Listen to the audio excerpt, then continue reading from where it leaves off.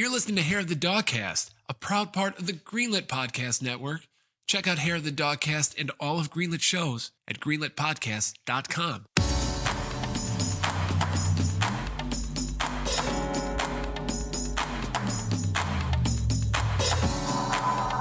Hey everybody, welcome to episode 83 of Hair of the Dogcast. What an exciting time. It is officially new console week around the world.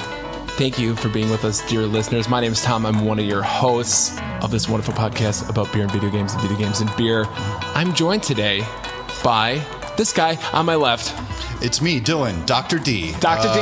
The detonator, the destroyer. Ooh, there's a lot of things I can do with that.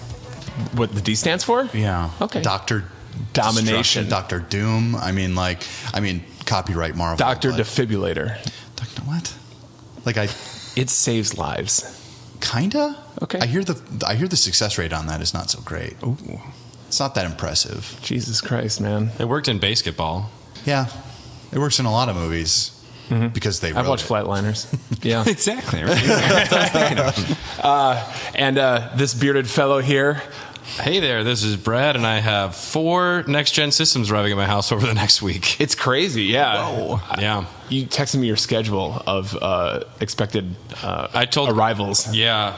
I told Carly she's not allowed to leave the house Wednesday because I have to work and someone's got to sign. Right. Yeah. Oh, it requires signature. At least one of them does. The GameStop one, which is financed, requires a signature. I don't think the Amazon or Target ones will. That absolutely makes sense. It's like signing up for a credit card. Amazon, they'll just drop kick the fucking thing on your porch. Yeah. So there's someone in an unmarked vehicle who also is delivering pizza next door. Just throw it. Yeah.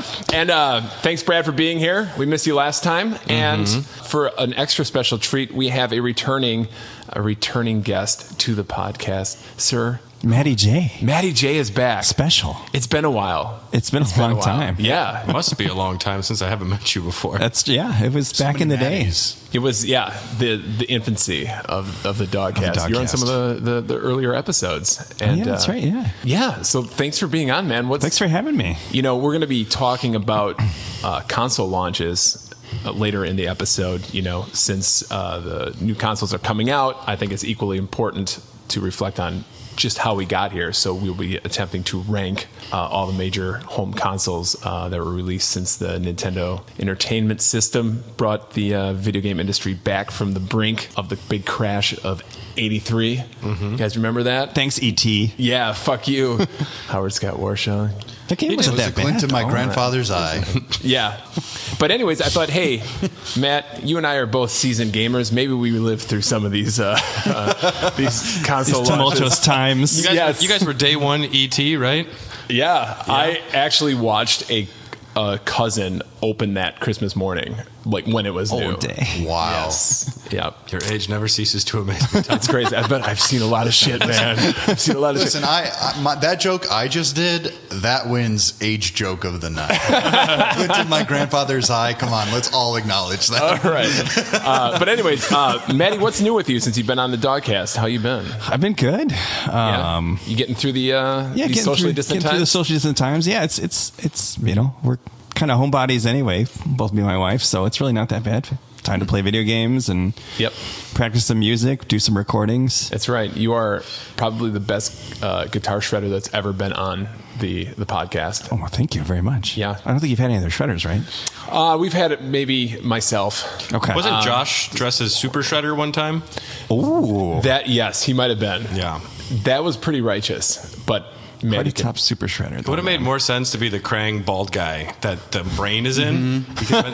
That's pretty easy. He should do that as a costume. I thought he was like Rocksteady or Bebop or something. Pretty sweet, actually. Yeah, that's what I thought Josh was as Halloween when I first saw him, because he had the Krang glasses, and I was like, whoa! And I looked, and he didn't have a brain in his belly. He was wearing. He was a Teletubby instead. It was. Yeah, exactly. Yeah, he was just low on funds, couldn't afford the costume. But Tinky Winky, which one? He's more of a La La type guy. Yeah. I don't know what they are. I think, well, yeah. Absolutely. Okay, now you guys are showing your ages. So stop this right now. Well, thank you guys for being here. Let's hit it hard because we got a lot to get through. But before we do, like I mentioned before, Hair of the Dogcast is a podcast about beer and video games and beer. And this episode is brought to you by executive producers Mark Nino, Tyler Keller, Brian Ward, Kate Conti, Allison Smith, and wonderful, wonderful, sexy, super next generation listeners such as yourself. Oh, get your erection out of my face. Oh, my God. Yeah. If it lasts more than 4 hours, you're welcome. It was recently Erection Day, right? Yeah, that's right. The erection results are in, baby. They're still counting. Hail to the queef. Yes. I'm nailing it tonight. That's great. That's what she said. If you'd like to find out, or if you'd like to support the Dogcast, we'd love it if you head on over to patreon.com/hairofthedogcast and maybe checked out some of the tiers we have there. And if not, we're just happy you are here. Give us a review. Tell your friends about us. Share the love. Share the Dogcast love with the world. So, is there anything earth-shattering that we should talk about before we get to the news? I mean, in this world, you never know. But I think we all decided not to get too political. So I think we all know. That's for the after show. Yeah. That's a special episode. But I would say I'm just, I think like everyone, we're all just plugging along. We're just trying to figure it out. Everyone's been on pins and needles waiting for these consoles to drop. And that's really what we mean. Nothing political at all. No. Who's going to win the console war? That's the election. Don't say the W word these days. Is it really a war anymore? I think it's not for Xbox. I think PlayStation's the only one that really wants to have a war. Yeah. Nintendo's like, we're doing our own thing, and Xbox Nintendo already won this year. They're fine. And Xbox just wants to hug everybody. Okay. Well, wasn't PlayStation trying to do Well, also buying the best toys and not letting other people have them all. Yeah, and take away all your RPGs. Yeah. But what was that, Matt? Wasn't PlayStation doing the compatibility with Xbox for online play, or was that the crossplay? Crossplay. That's it. Yeah, I thought Sony was the holdout. Sony is the Sony holdout. was. I had that backwards then. Sorry. Yeah, and I think they finally broke down the wall. Microsoft and Nintendo kind of ganged up on them and pressured them into letting their network be open. Also, I don't know. It's on a game by game basis. Also, their supporters. It's just so dumb. With the success of the Avengers game, we need even the Stadia on board to get 2 more users in there. Exactly. Things are so bad now. But yeah, I'm excited. I know Brad and myself, we got the consoles coming into our abodes this week. I got a new entertainment center and surround sound system hooked up, which is nice. That can handle 4K. Oh, wow. Everything. Sweet. Fuck yeah. Yeah, so I'm excited. You balling, man. I'm ready for it, and I'm ready to look at credit card debt for a little while, but that's the thing. I've stayed away. I've checked my credit cards just to see if I've been charged to make sure, okay, are they coming or not? And I always squint just so I don't see the exact total, but I can see that it changed. I'm not ready for this. 527.49 times 4. Shit. Jesus Christ. All right. 2 of those. One's for that one we raised for my coworker whose system was stolen. Well, that's awesome. And then it was great. And then I accidentally pre-ordered an extra Target one, and then my neighbor said I'll buy it. So just gave it to him at cost, but I'll get some Amazon points out of it. So that works. It's a win-win. Yeah. I was looking at the resale price for some of these pre-orders on eBay, what they're going for, and it looked like the average for the Xbox was like $700, $750. I'm not in it for that, though. If you do that, you are the dumbest chump on the face of the planet, bar none. There's no new games to play. I'm sorry. No, but people are buying early adopter. You're a hardware head. Sure. Yeah. It's like a new PC, I guess. I'm almost more excited to play all the games that I've already played. It's on PS4. I don't Ghost of Tsushima. I don't understand. I don't get it. It's so different now. It is. Because back in the day, you'd actually, for the PS2, you couldn't pre-order online. You waited outside a store for 4 days. Yep. Or you were the asshole that paid $600 on eBay. Yeah. Because you couldn't find it. Because you found anywhere else. Yep. Yeah. You just really wanted a DVD player. I know. Yeah, I did actually. You wanted to watch that Resident Ghostbusters Evil? DVD was pretty awesome. Yeah. All right. Let's hit the news, guys. And actually, since we were talking about the new consoles, our first story that I have here is more of a public service announcement. This podcast will be posted after the launch of the Xbox Series X and S. That's coming out this Tuesday, but it should be going up the day that the PS5 is coming out. So you're probably listening to this while you're looking out your window for the mail person to show up. Probably. Yeah. Many of you will be waiting a week or two. So that is happening. Yeah. But since it's new console week, and if you haven't already pre-ordered a PS5 or Series X and were instead planning on waiting in line at your favorite retailer of choice to pick one up on launch day, you might want to rethink your plans, or at least contact your retailer ahead of time. Target has already said that. This is the inside scoop from someone on the inside. Ooh. Dylan's got it inside. They said that they are literally not letting people line up. They're all spoken for. It's already done. Okay. Don't do it. I had two friends the other night, Dominic and Jamie. They're like, "No, dude, I heard that Target always has a couple there that are just for like when people show up." Don't be dumb. And I was like, "No, you're going to waste an entire night. You're going to waste an entire night standing there. And with COVID going on, they don't want it. Right. So that's what I was going to say. Sony announced that for launch that the PS5 will not be available in any stores on launch day. Like that was it's already gone. Company mandate. Yep. But you can order them online on launch day and schedule like a pickup time, like a store pickup. But they won't allow anyone to line up for a PS5. Those days are now officially over. If they were smart, they should put their Xbox Ones that they have, the extras, out front. Yes. Yeah. Just to get rid of some backstock. idea. And then Microsoft didn't, like, as a company, say like, no, you can't have these in store online only. But a lot of, like Dylan, like you said, the retailers themselves are like Best Buy, Target, Walmart. They're not allowing people to buy them very seriously. To walk-in purchases at all.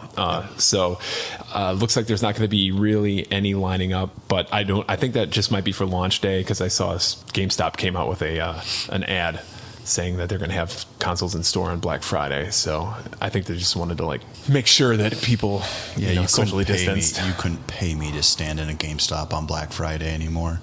You literally. Everyone's got a price, Dylan. Everyone. How much? $1 million. Well, yeah, okay. Okay, there you go. I could afford my $2,000. Right, $2,000. I would still do that, yeah. I could afford a COVID treatment for that. Yeah. That's true. Yeah. That is true. And breakfast at Denny's. Good for you. I would wear gloves. Denny's. Yeah. And Best Buy announced that they wouldn't put new consoles on shelves until 2021. So, if you're still in the market for a console, like I said, do your homework and, just don't show up. I'm sure you're all savvy buyers out there, and I'm just preaching to the choir, but so I have two people in different my life. times right now. I've got two people in my life who are going to have them, and I can kind of get the idea. It's Yeah. not like I have to be super curious. I can just find out. Yep. And also, just a note, I don't know if you guys have been reading some of the reviews. They've been kind of trickling in from different media outlets, and yes, most of the embargoes have lifted on the consoles, and they've been pretty positive for both systems. Yes. Super fast load times seem to be one of the most mentioned pluses. PS5 is getting a lot of heat for a lot of positive heat for the controller. DualSense is supposed to be pretty awesome. Pretty sweet. I can't wait. DualSense haptic feedback, like adaptive triggers, like I'm a lot of positive juju. Well, I'm anxious to see, like in like a racing game, like you use it like a pedal, and it will actually create resistance, and I think that's pretty sweet. Or like if you're pulling back on a bow, yeah. you can it'll actually get tougher to pull in the trigger. I think this is going to actually truly change the game, and that's really the part I'm excited about. Mm-hmm. Yeah, I mean, just the fast fucking load times, and PS5 looks like they're bringing something new with the controller. It's like a Nintendo when you used to just turn it on and you could play. Yeah. Remember that? There was no 10 minutes of loading, going through the menus, loading your save files, play. Yeah. That's why they said Wii it's almost was still cartridge. Really cool. It almost feels like cartridge fast, like Miles Morales.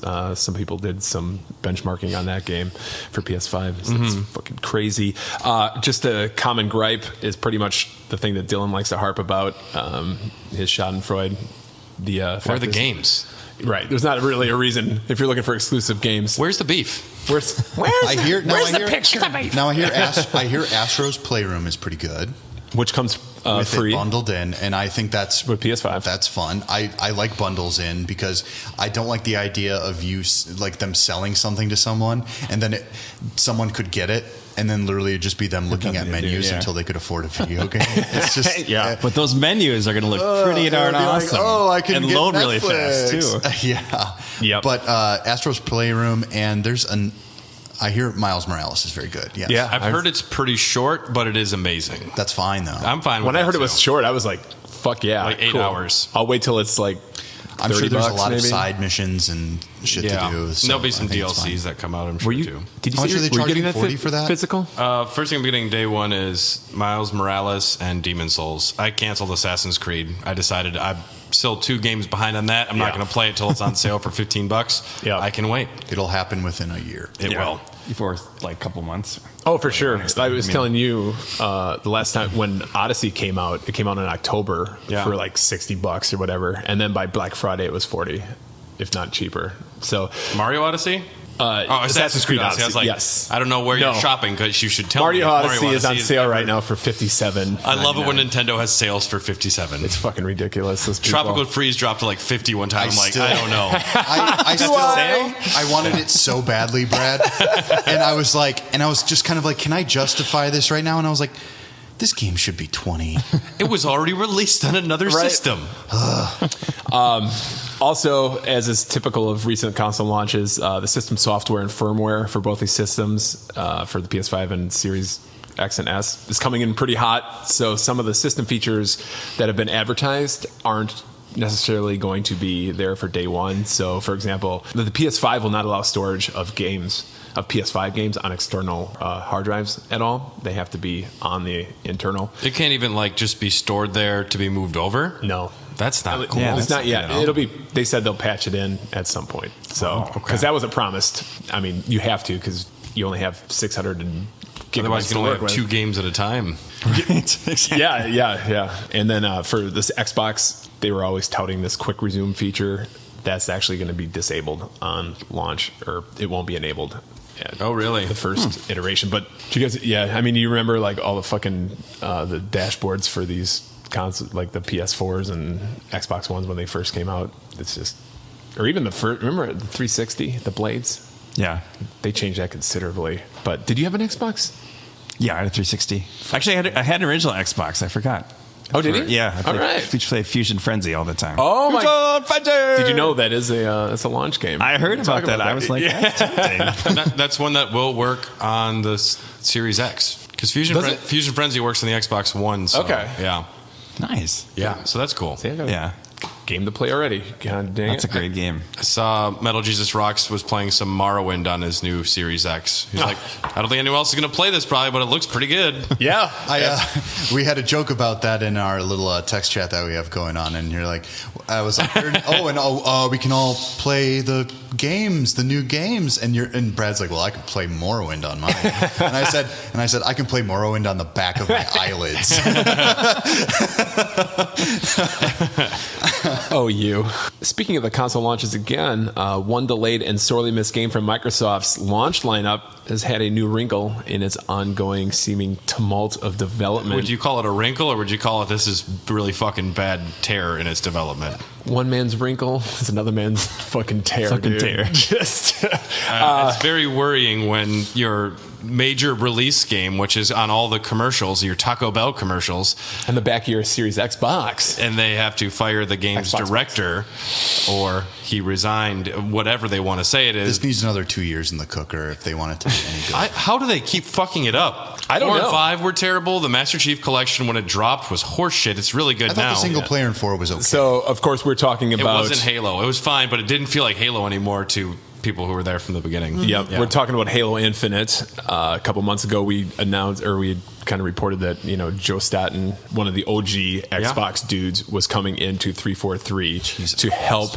kind of bring this puppy home. We'll give you millions of dollars. Make it work. Yes. And, it seemed like he was probably going to be in an advisory role. At least that's how I read that. And now it turns out, like Brad, like you said, he now has officially become the lead creative director of the single player campaign because former director Chris Lee has quote unquote stepped back when Joe came on the scene, and creative differences.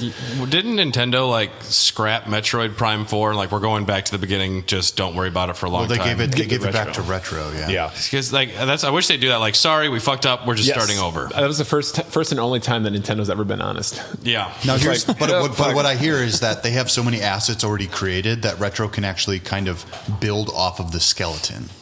Because a lot of like the basic workings. Is this your uncle that works at Nintendo?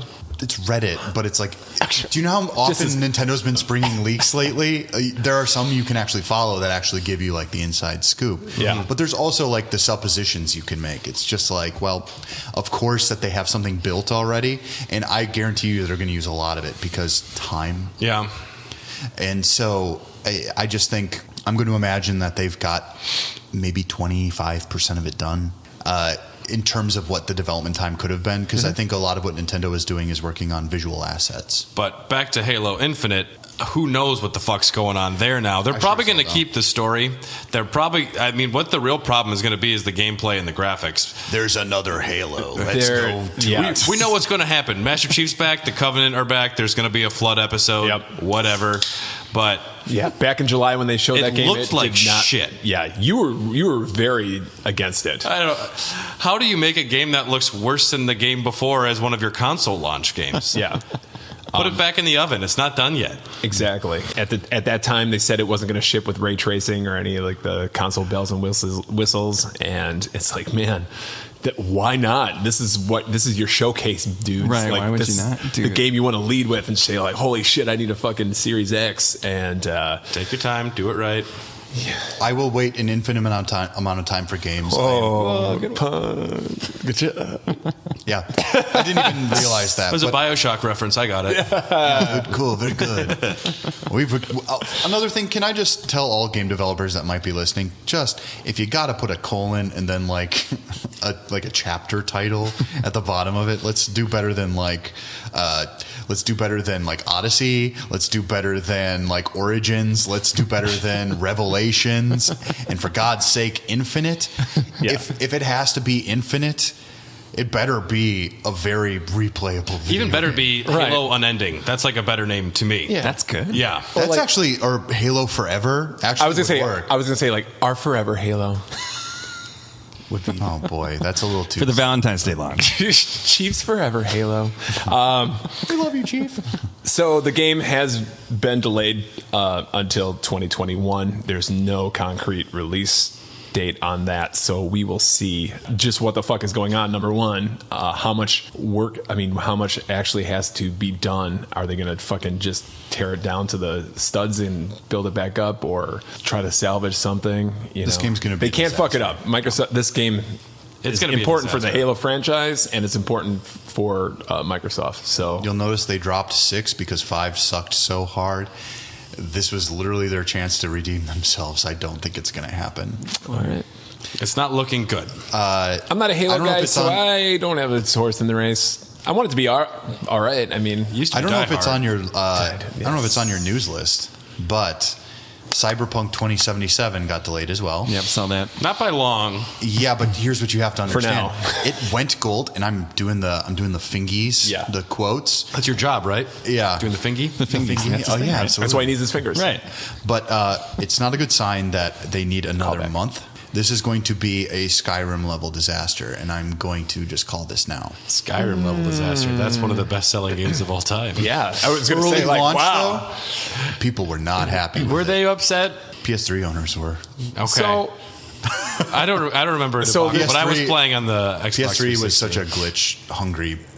The PS3 was notably hard to develop for, though. But there were glitches everywhere, and they were pretty widespread. And with a game like this, Bethesda's known for jankiness. Yeah. I'm going to guess that this is kind of an Assassin's Creed Unity Skyrim level scenario where it's playable, but people are going to make fun of it, and there are going to be a ton of memes. Where it's memeable is what you mean. Memeable, right? Yeah. Yeah. Playable, not so much. So it's a very rare thing for a game to actually be announced as going gold and then get delayed. Mm-hmm. That's not really a good sign. It's not a good sign. CD Projekt's been under a lot of scrutiny for crunch lately. That means a massive patch as well. If you bought this physical. Oh god. I mean, yes, it's a CD Projekt fucking Red, man. Like they have day one I don't know, patches. man. I played The Witcher 3 day one, and I'll tell you, that thing kind of ran like a dream. Okay. This is one where I'm probably going to hold off because they're going to come out with like the next gen upgrades later next year after, everyone's dead from working 8 million hours a week. But yeah, I don't know if I would play a CD Projekt Red game right away. Just because you played The Witcher, and the last two Witcher games, or the last CD Projekt Red games, which I guess were Witcher games. It was The Witcher 3, They usually overhaul their systems pretty substantially after the game comes out. Yeah. Witcher 3 had that, where they had to change Geralt's control. Also Again, the they had menus, the inventory menus. system. Yeah. I mean, they did the same thing for Witcher 2. That was the inventory system was a fucking nightmare. Oh, it was a big time. And then they nightmare. overhauled it. So it's like they're going to do this with and I think they are Cyberpunk. I think that they could benefit from being an early access type of thing.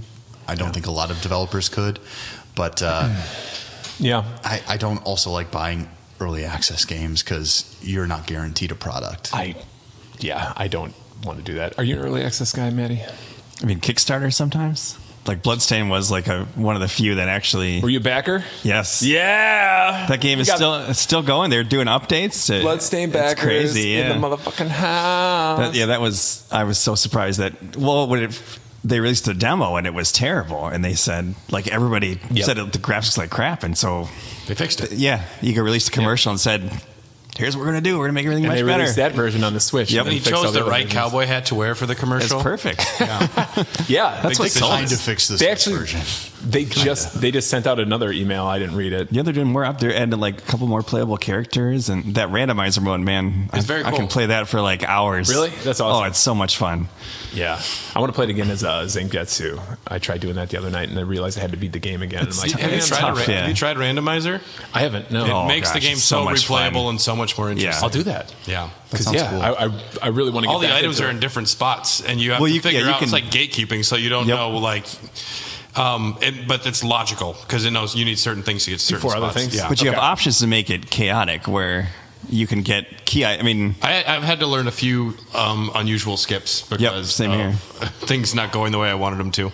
but sometimes you get the accelerator shard right away, and then it's like the whole game's so much more Full fun. game so much more. Anyways, just to put a bow on the Cyberpunk thing, yeah, I guess the reason that CD Projekt Red claimed that it's going to take longer is because they are trying to ship it on the original like Xbox One and the original PS4. That's called They're having an a hard excuse. time.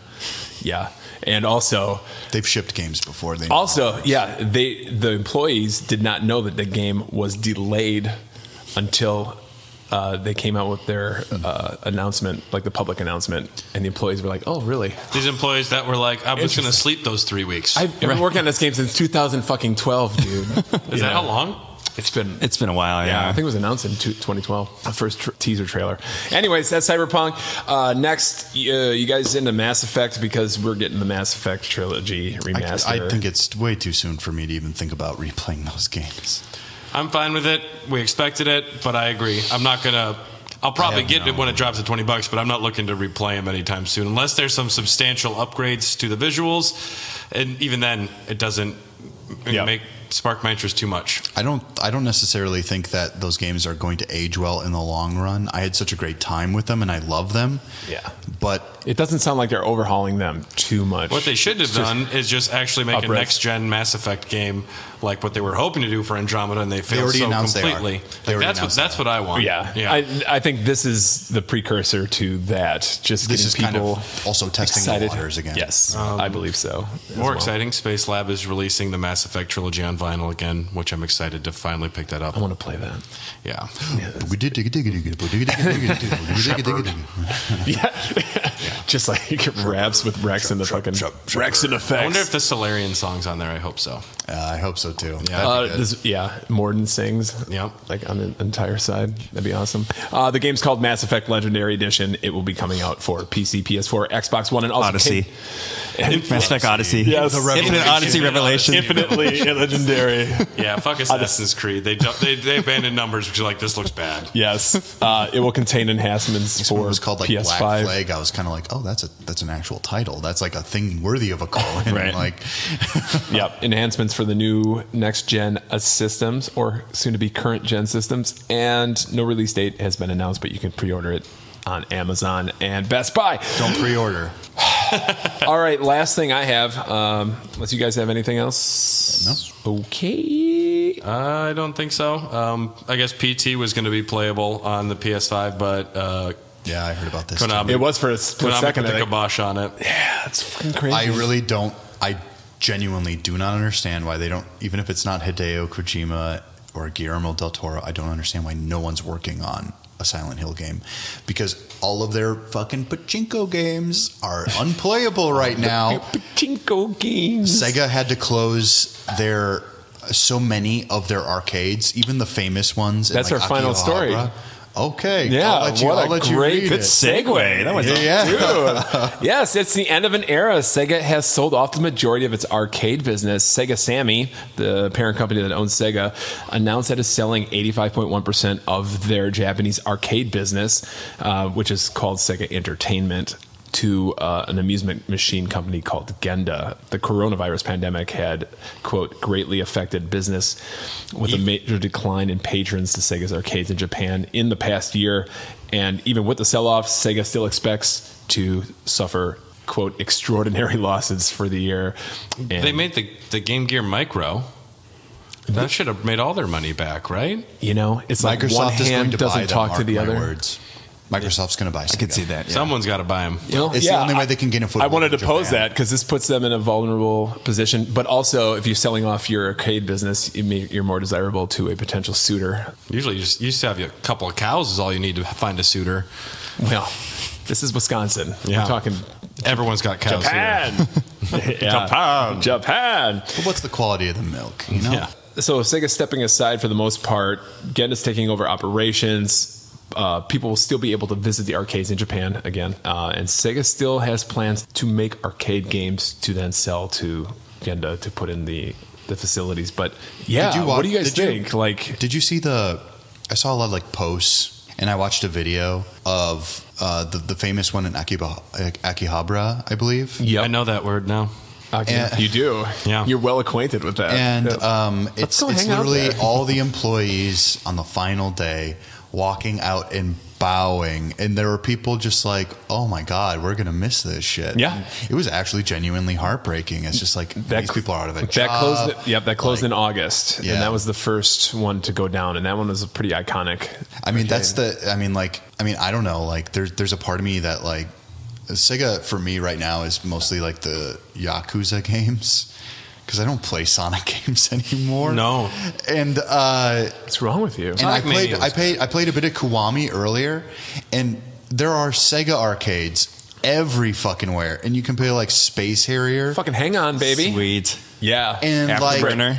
Oh yeah. Outrun, like everything's in there. I can play Rival Schools and Judgment. That's There you awesome. go. Yeah. But pretty cool. that's like if they make a modern Yakuza game, I don't. They made a good monkey ball game. Yeah. They need to marry the two, right? We've talked Yakuza about Monkey this Ball? before. Motion yeah. controls on the Switch. It's monkey ball, but there's Yakuza characters inside of the balls. And you're going through like bad parts of town. The balls have weapons on the sides of them too. I Right. kind of like that. I Yeah. think we have a good idea for something here. Yeah. I I don't did know. $20 buy. I'd do that for $20. Yeah. Being an old, this is kind of disheartening a little bit. You know, I had not that I've gone to an arcade in the last 20 years, but you know, as a kid growing up, man, they had some fucking awesome games. Really cool sure did. cabinets. Did you ever go to Galloping Ghost in Chicago at all? Not yet. Oh my gosh, that place. I mean, I don't know how it is now with COVID, but I see videos of they had the prototype for Beavis and Butthead. Yes, we played And- that at MGC. They actually brought that up. Pay I think it's like $15 and it's unlimited play. Like it's just crazy. I want to That's Yeah. fun. try out an R360 cabinet. Do you remember that one? No, I don't that was think the so. R360. It was a afterburner kind of aerial combat game, but it was a gyroscope, and you could actually go upside down. And Oh yeah, okay. Now I do fuck remember that. yeah, that Actually, sounds cool. That'd be crazy. man, I've never been in a Sega arcade, but I have been in a Namco one, and they had a few Sega games in it. Mm-hmm. And one of the ones I really enjoyed playing was the Luigi's Mansion okay, one developed by Sega. yeah. That one was good. Yeah, that's really cool. It's cool because you actually get to like hold the Ghostbuster gun. It's like an on-rail shooter kind of thing, right? Pretty much. Yeah, it's like House of the Dead. And it's nice because it's kind of like all those other ones, except instead of a gun, you have something a little more fun to play with. Yeah. And it's got Charles Martinet did the voices. It's just, it's really charming. Never played the Namco Mario Kart though. It is god awful and it does not work. Yikes! Really? It's really bad. I mean, it always looked cool. Just seeing Pac-Man in Mario Kart makes me unhappy. Makes me feel queasy a little bit. That doesn't hurt my feelings. It's just if the game played good, I'd feel all right. Yeah. Yeah, I haven't played that, and I'm okay with that. And I'm just gonna have to live with that. I'm sorry. I'll take you to a Namco arcade someday. So what do you think the chances of Sega being bought by somebody are? It's Microsoft. Microsoft's got the money for it. I agree with that. Yeah. They're the most likely. They're trying to build a repertoire, and I think Sony's kind of shaking in their boots. Sony can't afford it. Microsoft can. That's it, period. Well, Sony I think bought Crunchyroll, though. I mean, the longer you wait, it's like how Disney now owns Marvel, Star Wars, Pixar. It's like eventually Disney's going to buy everything. Consolidation. Right. Yes. And eventually, I mean, Microsoft's got more money. I'm not saying they should buy Sony, but it's like things start moving together, and if they can buy Sega, they're going to buy Sega. And if Sony... It's probably not expensive either. No. They might get it for half. That means Microsoft owns Persona and Elder Scrolls. That's true. And oh my god! And imagine if you could get the Sonic kids on board, the ones who are like ride or die with Sonic the Hedgehog. Yep, like and they are Koopa kids. They are. Yeah. We did the research on one of our raw dogs. They exist. They are. I worked with really into it. Oh, They're not just kids. Let me tell you. Not just kids. Raw dogs. The lore of Sonic the Hedgehog. Those are dark times. It's only going to get worse, baby. All right. Well, that's all I have for the news. Here, the Dogcast is a podcast about beer and games. We do drink live beer. Our official troubadour, Josh, the guy that usually schools us in all things beer, is not on the episode tonight. However, we are still drinking beers. It was BYOB night here. And unless you didn't and Tom gave you one. Hey, bring your own Brad. Yeah. Brad, what are you drinking, man? I grabbed a Mexican honey out of your fridge from Indeed Brewing, one of my favorite beers of all time. It's fantastic. Deceptively large ABV. Orange Blossom honey out of Mexico. I used to work for Indeed, and I remember the days that we'd get the honey in was very exciting. It was like Christmas for all the brewers. And it was you all bathed in it. Yeah, and it's hard to get it out of everywhere. You tried to use it as lube, it didn't work. Dingleberries. And oh my god! What the shit? All right, Tom just spilled some of his beer. Wow, Tom's been scandalized. You tell me like dingleberries is my safe word. Okay. I'm drinking an Oktoberfest from Revolution Brewing out of Chicago, Illinois. It is one of my better liked Oktoberfests. Sadly, they had to close one of their locations in Chicago. I saw a Twitter post alluding to a closure, but I didn't know what that was. It's not the brewery. It's one of their ancillary spots to drink. So it's still heartbreaking, but I'm happy the brewery will be intact. That's good. You never know in the future, too. So yeah. Yep. Dylan, are you still... I don't know if you guys have ever heard of it. Since 1865, it's called Hams. Oh! with two M's. It's America's classic premium beer, born in the land of sky blue waters. I was going to look up the theme song, the old theme song for that, and play that. You gotta get it. It's Hams. Do. From the land of the sky blue waters. Oh, I like mine better. It's got a bass line. Whatever. Mine's real though. So take mine that. Mine is real because I made it up. Okay, you're right. You're right. We'll agree I to sang agree. it right on here. In fact, cut this out because I'm going to pitch it to them. All right, Matty J has a bottle of tequila and he's just fucking mainlining. 1800.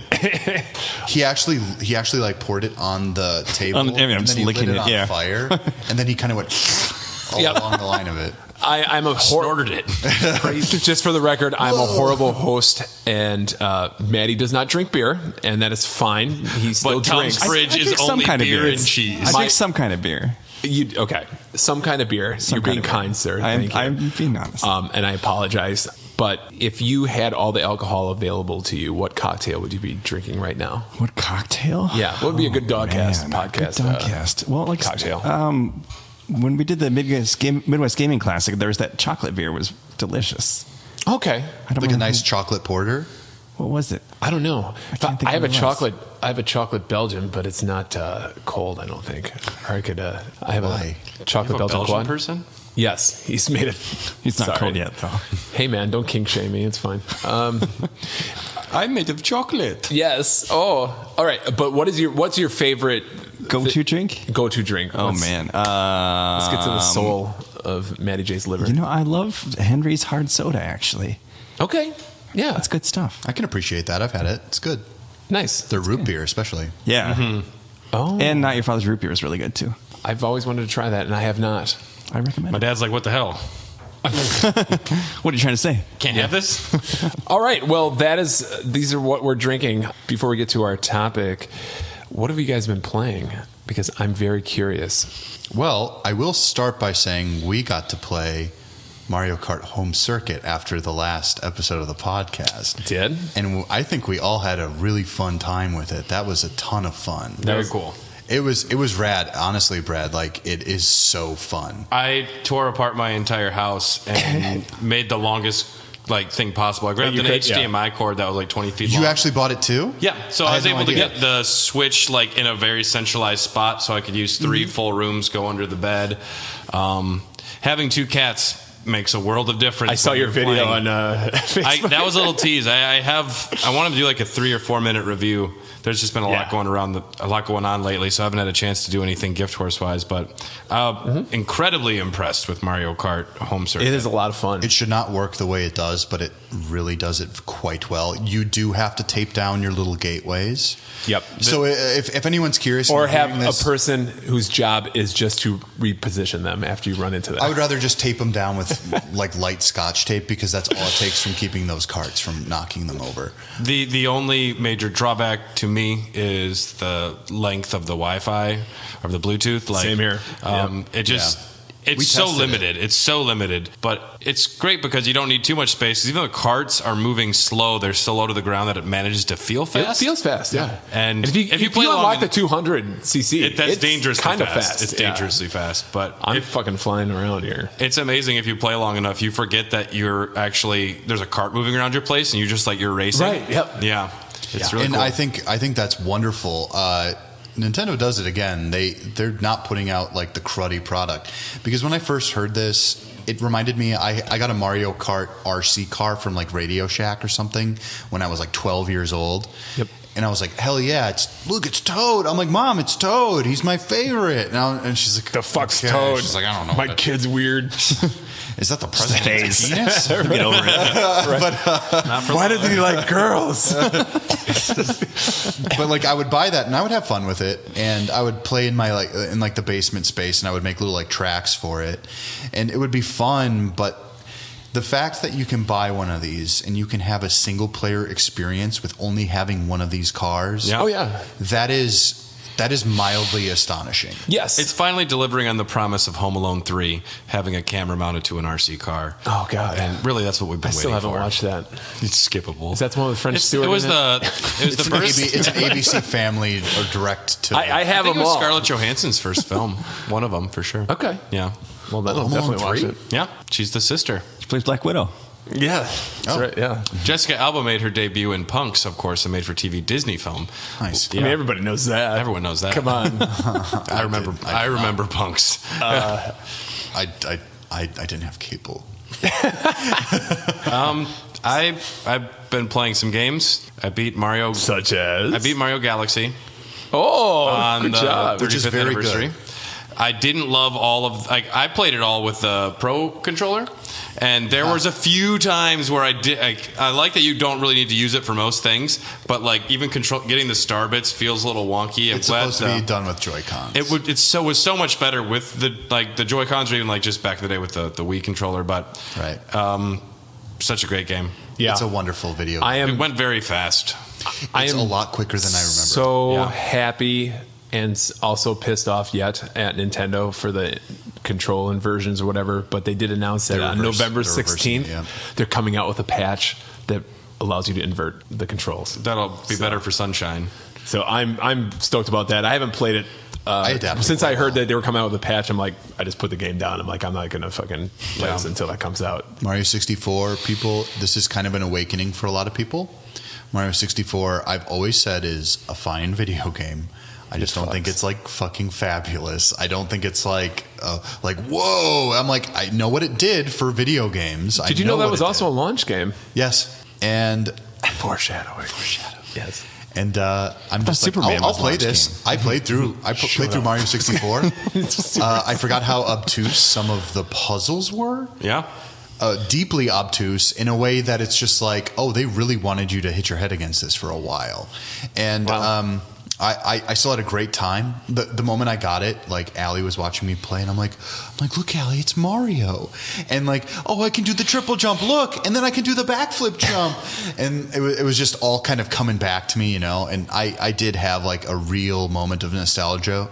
Very rare for me, by the way. So I really like it, and I will say Galaxy is the best game on that collection. And I finished today 7 hours of MLB The Show 2019. Oh my God. That was part of the New Year's challenges I had to do, Maddie, if you didn't know. And I've done all my challenges now. But congrats. It was fine. Yeah, that's amazing. Yeah. It was fine. Did you stream it online? No, I didn't even record it. Okay. I had YouTube playing in the background, which was nice. But I took the Brewers through 2 full seasons. Didn't make it to the World Series, although the Biloxi Shuckers, I won the AA division with them. I created the Milwaukee Beers in a hot pink jersey. I played online with one person. We both sucked at hitting. Yep. So eventually I just started I got crying. Every pitcher ejected because I just kept throwing balls at his guys. And then we had to forfeit because I couldn't play anymore. So that was fun. Good job. There's a fun retro mode where it plays like RBI baseball, which I really appreciated. That's nice. But yeah, I haven't tried that out. I did it. And I found out, sadly, at the end, you could also upload your own MP3s from a thumb drive in the game, which I didn't know that was still a thing that it's allowed anymore, but you could. Instead, I had to listen to the same fucking 20 songs or whatever a lot. But Did it still allow you to like hook up a Rock Band microphone and record chants? I've only heard great things. Yeah. I've literally had the old ones on PS3. I've seen compilations where it's like this is very not PC. Oh yeah, I would record. I think I mentioned it before. It's like praise Allah over and over again, and then they would like loop it, and then it's just like suck it the gay Bowser. So long a gay Bowser. Yeah. Because I would always name my guy like Pig Fucker or something like that, and then I would record a chant like Pig Fucker, and then the Peely McSquealy, and then it goes through like the whole filter in the game. So everyone. So when you're up the bat, you just hear Pig Fucker, Pig Fucker. That's awesome. I did not know you could do that. Yeah, that was like MLB like 2010. We don't appreciate his bestiality, but goddamn, can he play ball? I assume that's not in there anymore. I'm not sure. Right. I was happy to get that done before the new systems arrived. Yes. Good job, man. Yeah. Yeah, I've already resigned the I'm not going to get to Pokemon, so yeah, it's just a fun little game that wouldn't take you too long. You'd probably enjoy, but I mean not this year. I do want to get to it. Brave Exvius has been an emotional nightmare for me. I could do it at work actually tomorrow. I'll do that. No, I don't work tomorrow. Fuck. It's only 4 hours you had to play that game? Yeah. I'm sorry. Yeah. I'm not going to... Well, I could make the cheese. The cheese will be easy to make. My problem ends up being that I was supposed to lose 40 pounds, and I gained it all back during COVID. The biggest thing is Josh will never, ever touch a Kingdom Hearts game, so yeah. I think it's okay. I think I just have to do one more, and I'll at least beat Josh. I plan at least... I will make cheese for you guys. That's one thing I can easily do. Please. But but definitely the losing weight, unless I really got anorexic. It's not going to happen. Maddie, what have you been playing lately? Well, Bloodstained for sure. Like I said, that's kind of my go-to. I'll just play for a couple hours, do a randomizer, and play with some different seeds. My game of the year last year. Yeah, I mean, you got to try that randomizer mode. It really just kind of reinvents the game. I mean, you can... Every time you play, it's something different, and you can choose if you want, key items mixed up or anything like that, or if you want shops mixed up. I mean, it'll just you go can even chaotic. have like the souls in random bad guys, which really can just throw, because sometimes the one you need to get to certain areas might be from obscure enemy, and you'll actually have to farm. That one can fuck your game up. I don't like mixing that up too much. But they're releasing a patch pretty soon where they're going to fix places where it's only like from the main. There's situations where it'll make the game you can't finish it kind of thing. Yeah. What are you playing it on? PS4. PS4? Okay, Yeah. cool. Not the Switch. Not the Switch. Don't have a Switch, unfortunately. Good choice. Yeah. And the Switch you said it was plagued with, It's horrible. right, bugs and stuff, It's right? just, I played it it's too. god awful. How did they mess it up so bad? I don't know. They just Honestly, it's not a graphically intensive game. I'm not sure Yeah, what happened it's with the confusing. coding. I really don't understand. Because this would be a perfect Switch game if it ran absolutely. properly. That's why I switched it. No pun intended. From the Xbox One to the Switch version before the game came out. I'm like, oh yeah, it's gonna be on Switch. Perfect Switch game. One thing we'll see with all of our launch games too, at least some of the later ones, is Nintendo consoles are often the ones last considered, and that's why they're going to get like Tony Hawk's like the one before, or they're getting like Assassin's Creed 4 again. That's okay because like very casual players, they don't care about new games. They care about games they hear about after the fact. And so it's actually quite brilliant marketing because everyone bought a Switch for Animal Crossing. Now all they have to do is convince them to buy other software. That's all they have to do. That's their only job now. It truly is. Until the next version of Switch comes out, all they have to say is, hey, you kind of liked Animal Crossing. There's a game kind of like it, and it's fun. Like, everyone loves it. And plus, every Mario game you've ever loved, we got them for only 3 months. Yeah. But we got them if you want them. Anything else, Maddie? Yeah, I downloaded 9 Parchments Okay. off I've of heard the Xbox. title. Yeah, What is it's that? on sale for $5. It's kind of Diablo-ish, but like really like nowhere near as much loot, and it's more just kind of about the combat and stuff. Sure. It's pretty boring single player, but multiplayer is just kind of fun. Really? Yeah, and like Kind of a gauntlet style thing? yeah, it does remind me of Gauntlet, even Okay. the remaster, that Slayer edition, the remaster version Sure. for PlayStation. But like your spells, like the elements will interact with each other. Like if you have two people that use a fire spell and their beams cross, Yeah. you get a more powerful beam or different spells, or like fire and ice will like cause weird things to happen with spells. That's There's lots of sick. cool, yeah. And it was like like I said, Genshin $5, Impact. and Yeah. but definitely make it multiplayer because single player it's pretty difficult, and it's a Yeah. lot more fun with the multiplayer. Nice. When did that come out? Is that a newer game? It must be older, I think. I don't know. A friend of mine just downloaded and said, "Hey, let's play this." I said, "Okay, it's $5. Fuck Let's yeah. do it. Why not?" $5? Here you go, baby. Hell yeah. I spent $11 on the Bloody Mary today. That was extremely underwhelming. That could have gotten me the game twice. There you go. Yeah. Exactly. We could have been playing it tonight, Brad. Damn it. We blew it. You jerk. Yeah, that's cool. Been playing some emulator stuff. We can talk about emulators here, right? Is that That is that a so illegal. What if I No, own? I What if actually own every one of the games. Right, but you What if I own the you actual? own them all. And I deleted it after 24 hours, so it didn't matter anyway, right? Yeah. What you been doing? I've been playing Final Fantasy V actually because I never actually got to play it as English translation? With Yeah, Butts? with English. Yeah, with Butts. Butts. Beauty. Butts the main I character. refuse to call them Barts. It's Butts. It's Butts. Butts. Yeah. It's definitely Butts. Nice butts. The Fart King. The Fart Paladin, sorry. Speaking of King, I also played For the King, which is a lot of fun too. It's like I've heard of that. it's a tabletop RPG. You can play with 3 people online, Okay. and the world's randomized every time you play, and all your characters, you start from level 1, and the shops are all different. Sure. Yep. It's really cool. And it's kind of like randomized each time. It's almost like a Monopoly board type of thing. Yep. That's really cool. I might actually try that because I've been looking It's a lot for of something fun. to play with like Allie and something kind of like not low stakes, but a board game. I feel like a lot Yeah. of people can kind of get behind that as like a framework. Yep. And you can So- put it on like easier difficulty because it is kind of hard because it's pretty unforgiving. Sure. But Cool. But yeah, And obviously I would. I keep losing to normal CP players in Monopoly. Oh, they're brutal. I remember playing like on the Genesis and stuff. Like Yeah. the computer players. Like, where'd you get this money from? How do? Wait a minute, no way. They cheat. Here's the thing. It's a Always blast aim for the processing. yellow spaces. Load them up with hotels Yep. as soon as you can. That's all you need. Yep, Pro that's the tip. strategy. This has been your hot Get a Monopoly Game Genie. strategy. One of my best friends always plays everything on the hardest difficulty because he says that's the way the game was meant to be played. No, it's Not not necessarily normal. true. But he's That's not true everything. at all, though. But he's really good. But it's guess. just every time I play with him, I'm like, yeah, we're not getting past this level because the difficulty is so Do you know how high. many Like, times I could get Jesus Christ. fucked in Yeah. Mario Party? it's crazy. Oh yeah, exactly. Oh yeah, computer players are brutal in that game for That's sure. insane. Yeah, it's just his thing. Literally, it is designated that wild. they generally get higher dice rolls or dice rolls that they need. It's programmed in. Is that what they did with the algorithm? That's it. That's cheating. That is cheating. Yeah. And it's not like a legitimate way to play. Yeah. I agree. I've been playing a little more Disco Elysium, or I was at least. I don't know if anybody knows, but I love that game. Oh yeah, it's fantastic. Fan-fucking-tastic. I love the voice of the reptile. It's your lizard brain. Yeah, mate. Oh, you just wanna dance. Yes.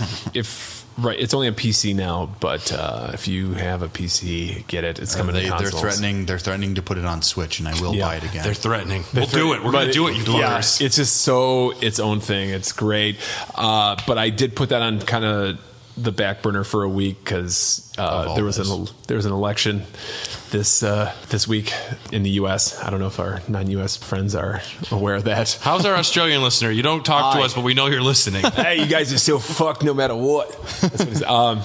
So, Disco Elysium's a game where you got to pay attention, and it's a lot of reading. You want to pay attention, and I had 8 lot of reading news programs on at any given time. So I'm like, I need something a little I don't have to pay too much attention to, but have fun. So Hades was on sale. You bought it? I bought Hades. You played it? And I played it. Yep. All right, I'm playing it. Yep. How far in are you? What number run are you in? I don't know. I just keep playing the first level over and over again. Are you quitting out and? No, I've got to the second world. I mean, that's as far as I've gotten, but I've died a lot. You beat the first main boss, the Fury. Okay. Yep. Many times. It keeps getting better. There are surprises around every corner. Mm-hmm. If you think this is it, I've been playing this I literally clocked it, and I could show you a picture if I took a picture of it. 67 hours in this game. Mm-hmm. I believe it. It's a wonderful video. It's great. It plays fantastic. Just the gameplay feels good. But for me, this is the first roguelike that actually has a framework mm-hmm. that works for me, where I feel mm-hmm. like I'm actually doing something, building, making some progress, even though I'm dying. I feel like I'm getting stronger, and then just the loop, the constant, the way it tells the story, like you said, I mentioned on a couple episodes since the game's been out. It's really impressive, the amount of dialogue and the interaction. Every time you die, I just want to keep dying. That's what makes your death counts. The story progress. Your death counts in the same way that it does even in Dark Souls, where it's just in Dark Souls you wake up and you try to get back to gain your progress again. Yeah. But it's this. It's a rewarding sense of even if I die, there's a chance to have all of this work out for me. Yeah, it's really cool. I think that's super important for video games. It's why I don't like lives in video games, mm-hmm. even though they do have a technical lives system in this. It's called Death Defiance. Yes. If you invest in that, you'll learn pretty quick that if you know how to manage Death Defiance while gaining healing abilities and stuff like that, it completely changes the game. Yeah, it's very cool. I like it. I mean, it's for me, it's it's a perfect game just to listen to a podcast here and there while you play it, and mute Absolutely. it when you get to the dialogue. Yeah, just the amount of that is really cool. So I'm glad someone else played it because it's one of my contenders. So yeah, I don't know, I can see myself maybe getting a little tired after a while, because it's I literally only playing the first level and a little bit of the second level, because the farther I get, I feel that's just the farther I have to go back. I have the fists, and there's another weapon that I have not unlocked. It's a chain gun. Is it okay? It looked like a gun. Yeah, it's an actual gun. They call it the adamant rail, and it's not. I think it's it's my least favorite. Okay, but my favorite is the spear. I like the spear. Yep, the spear is. Especially the throw return mechanic, yep. You can do a lot of damage. It's very God of War 2018. Absolutely. I like it. So that's what I've been playing. Anybody else want to say what they've been playing? Otherwise, we're going to take a quick break here. Well, yeah, I'm also trying to finish the Final Fantasy VII remake. Oh, are you? Yeah. Trying? Yeah, there's the first part where you have those arena battles where you can keep doing them over and over. Yep. So I kind of just kept doing it. I was like, oh, cool, get some experience. And I kind of saw how many levels I was going up. So I cheesed that and got everybody to level 50 that early in the game. So it's nice. It's super easy, I like the game, but there's just so much walking around and doing nothing. Yeah. You know what I mean? I feel there's just so much empty space. It really... They padded it. It's hard to finish it because it's Midgar. I get kind of bored. Yeah. I mean, it's beautiful. It looks fantastic. Voices I can't wait to play it once you get a PS5, Brad. My coworker, one of my coworkers, young guy, 18-year-old dude, washes dishes. I asked him what. He said he's a gamer. He's like, my favorite games are Kingdom Hearts. He said I play all those PS1 RPGs. I'm like, you're 18, man. You're too cool for this. Yeah. So I just loaned him the FF7 remake, which he's been wanting to play for a while. So as soon as he's done with that, I'll give it over to you. I'm going to play Death Stranding, and it's probably going to be my favorite old game. Yeah. I've heard a lot of people talking about that recently, too. I want to play Death Stranding. I honestly, I knew it from the moment I heard about it. It's a walking simulator, but it's also just you have to pay attention, and there's something about it. People that play it say they think about it all the time afterwards, which that says something. Yeah. That means a lot. Hopefully it means it's good. Leaves an impression. Yeah. You're right. Of some sort. All right, we're going to take a short break here, and we'll be back with our topic of the show. We're going to rank the console launches. It's going to be a lot of fun. Yeah. So much fun. I'm going to have the least to say in this stuff. You might not. You never know. Hey, you played a lot of these games. I guarantee you we've played a lot of these games. So stick around, and we'll be right back. Listen to these shows from the Greenlit Podcast Network. See you soon. On Apocrypals, we talk about the parts of the Bible that a lot of people skip over. Like the wizard battles, The angel jacuzzis, a goat full of sins, 500 drunk elephants, and a man named Porky Party. and yes, that's all really in there. All this and more on Apocrypals every other week on the Greenlit Podcast Network. Do you love The Legend of Zelda? Here at Chat of the Wild, a Game Club podcast, we have been using our lens of truth to do deep dives on your favorite action-adventure series to find out what makes this franchise so amazing. Join us right now as we sail through the Wind Waker, or check out any of our past seasons. New episodes drop every Wednesday here on the Greenlit Podcast Network. Hey, everybody, welcome back to part 2. Are we part 2? The second half of episode 83 here of the Dogcast? Yeah. Are you guys ready for the topic of the show? This is a ranking episode. I can't wait. Let's do it. We're going to go through the console launches of major home consoles, starting with the NES up until the current gen right now, which is the Xbox One, PS4, Switch generation. Mm-hmm. And then we are going to rank these in some fashion. Probably give you a top 5 or top 10. We'll decide as we go along, because that's what we do here at the Dogcast. We're having a good time, and we're chatting. Let's go ahead, and here's some clarifications. We're only considering major home consoles, no handhelds. Okay. Okay. Sorry, Except for the Switch. Sorry, that's a That's technically a console. kind of it's half and half. We'll give it a pass. No system upgrades, so no Sega 32X. Not the Scorpio. No Sega CD or Turbo Duos or what Turbo I'm saying. CD. Yeah, Turbo CD. And the dates in the game lineups that we're going to go through are the North American release dates and game lineup, because America. No, it's just I had to figure it out, what country we're going to stick with, and we live in this one, so Yeah, that's absolutely fair. yep. I hope so. As long as there is an America, am I right? So yeah, for now there is. Yeah, I don't know when this posts, if there will be one, but If I'm in jail, free me. yeah. Free Dylan. Send money. I want that to trend on Twitter. Hashtag free Dylan. Well, let's go ahead and start. Let's go generation by generation. Okay. So let's go ahead and start with the Nintendo Entertainment System. Okay. Okay. Okay. Okay. I've heard of this one. Yeah, I don't know if What? also known as the NES or the NES. NES. Or when I was a child, I thought it was NE. Nah. I don't know. Really? Yeah. What, you wanted to get French with it or something? I think so. Nah. Yeah. You were taking French at the time in college when it came out. I get a French Ooh, class. nah. Okay, October 1985, the NES came out in New York. It was a kind of like a test release, and the console cost $180 at the time, but adjusted for inflation. We will be telling you prices at the time and what they are adjusted for inflation. The console was $180, which equates to $435 now in 2020 money. Not bad. You get the Still underpriced for what? Now, we was get. that the full with Rob and the Zapper Yep. too? So You got the action, not the console, action set. What was Duck that? Hunt, Deluxe. and Is that what they Gyromite. called it? I think. Yeah, you got the console, 2 controllers, Rob, 2 games. Yeah, it came with Duck Hunt and Gyromite. You have to remember, this was an era also where they were trying to advertise this as a toy. as an entertainment system, Right. because video games sucked so hard right before this. They want to make them So they cool wanted and fun they wanted again. it to seem like a toy, just a very expensive Yes. toy.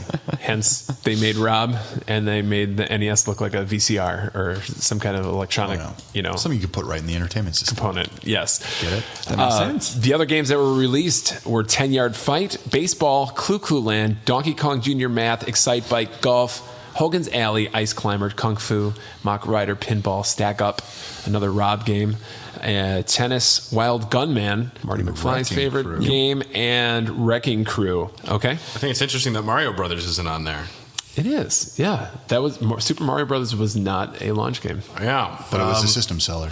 Yep. I think something that is amazing is that Duck Hunt was a pack-in game.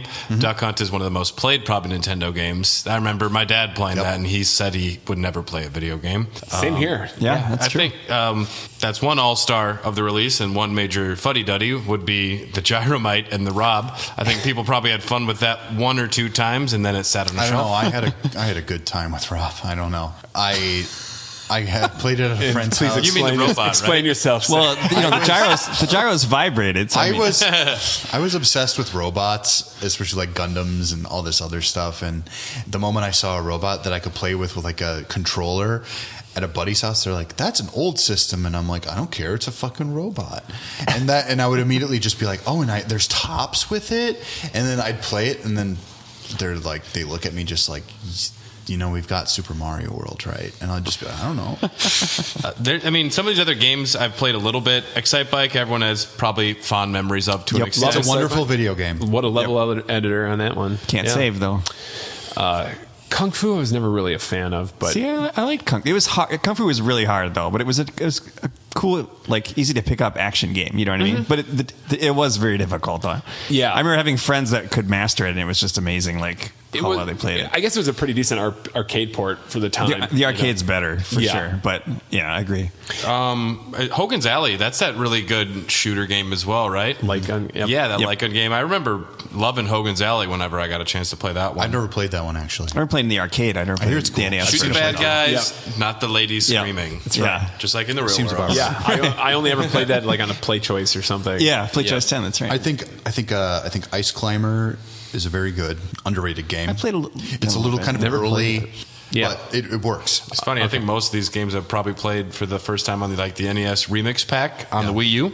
Those remix packs I 1 and keep 2. forgetting I have that, and I want to go back and play. Because you don't want to bring out your Wii U. It is a lot of that. Bring out actually. your dead. Yes. I'm not dead. Yes, I am. We've only got a few more games, and then it's a completely obsolete system. Yeah. Okay. So that was an NES launch, and also the average game price was $45 back in 1985, which now equates equates to like 90 something. $108, Dylan. I'm actually doing all right with the math. Not bad. If this were to compare it to modern games, I don't think a lot of these would be that amazing. But back then, they had a pretty robust lineup of a lot of different gameplay styles that they were making video games, which were kind of not a popular thing for home consoles, for a long time. I think the Nintendo had a pretty well-rounded lineup for their launch. I agree with that. Yes, and these are all the black box games, and I just love the iconic box art, the pixel art. With the pixel art, Yeah, it's just every one of these I can just envision in my head. I'm like, I know exactly what it looks like. We actually had tennis. That was actually pretty fun. Did you? Yeah. Tennis was okay. I played tennis. You did? Yeah. I thought you didn't play any of this shit, man. I didn't play Hogan's Alley. I didn't play Pinball is bad. Pinball is was bad. Oh, we love pinball. I love real pinball. I don't love that slow, weird shit. Yeah, the controls I've always weren't wanted great. to play. But man, you can still play that. I just don't understand. Just try to Wrecking unlock Crew. I stuff, don't the understand bonus how it levels and works. stuff. What's that? I don't understand Wrecking Crew. I don't understand how the game works. Golf yeah, is that'd be actually okay. Golf was all right too, yeah. Yeah. Donkey Kong Jr. Math. I don't think anyone I still have an original day one Switch, new in the box, because it has the golf on it in the original firmware. Yeah. Oh, The interesting. tribute to Iwata. I just want to keep that pristine just because that's You on just there. have a Switch hanging around. Yeah, like a model. It's a little weird. Sorry, jeez, It's a little weird. Even I sold my PT PS4. It's fine. Sorry, Dylan. When If I when had the to- solar flare hits, it's all gone. If I had to give a letter grade to the NES, I'd give it a solid B. Yeah. That sounds about right. I'd go with that. B minus, actually, maybe. But the amounts that they had.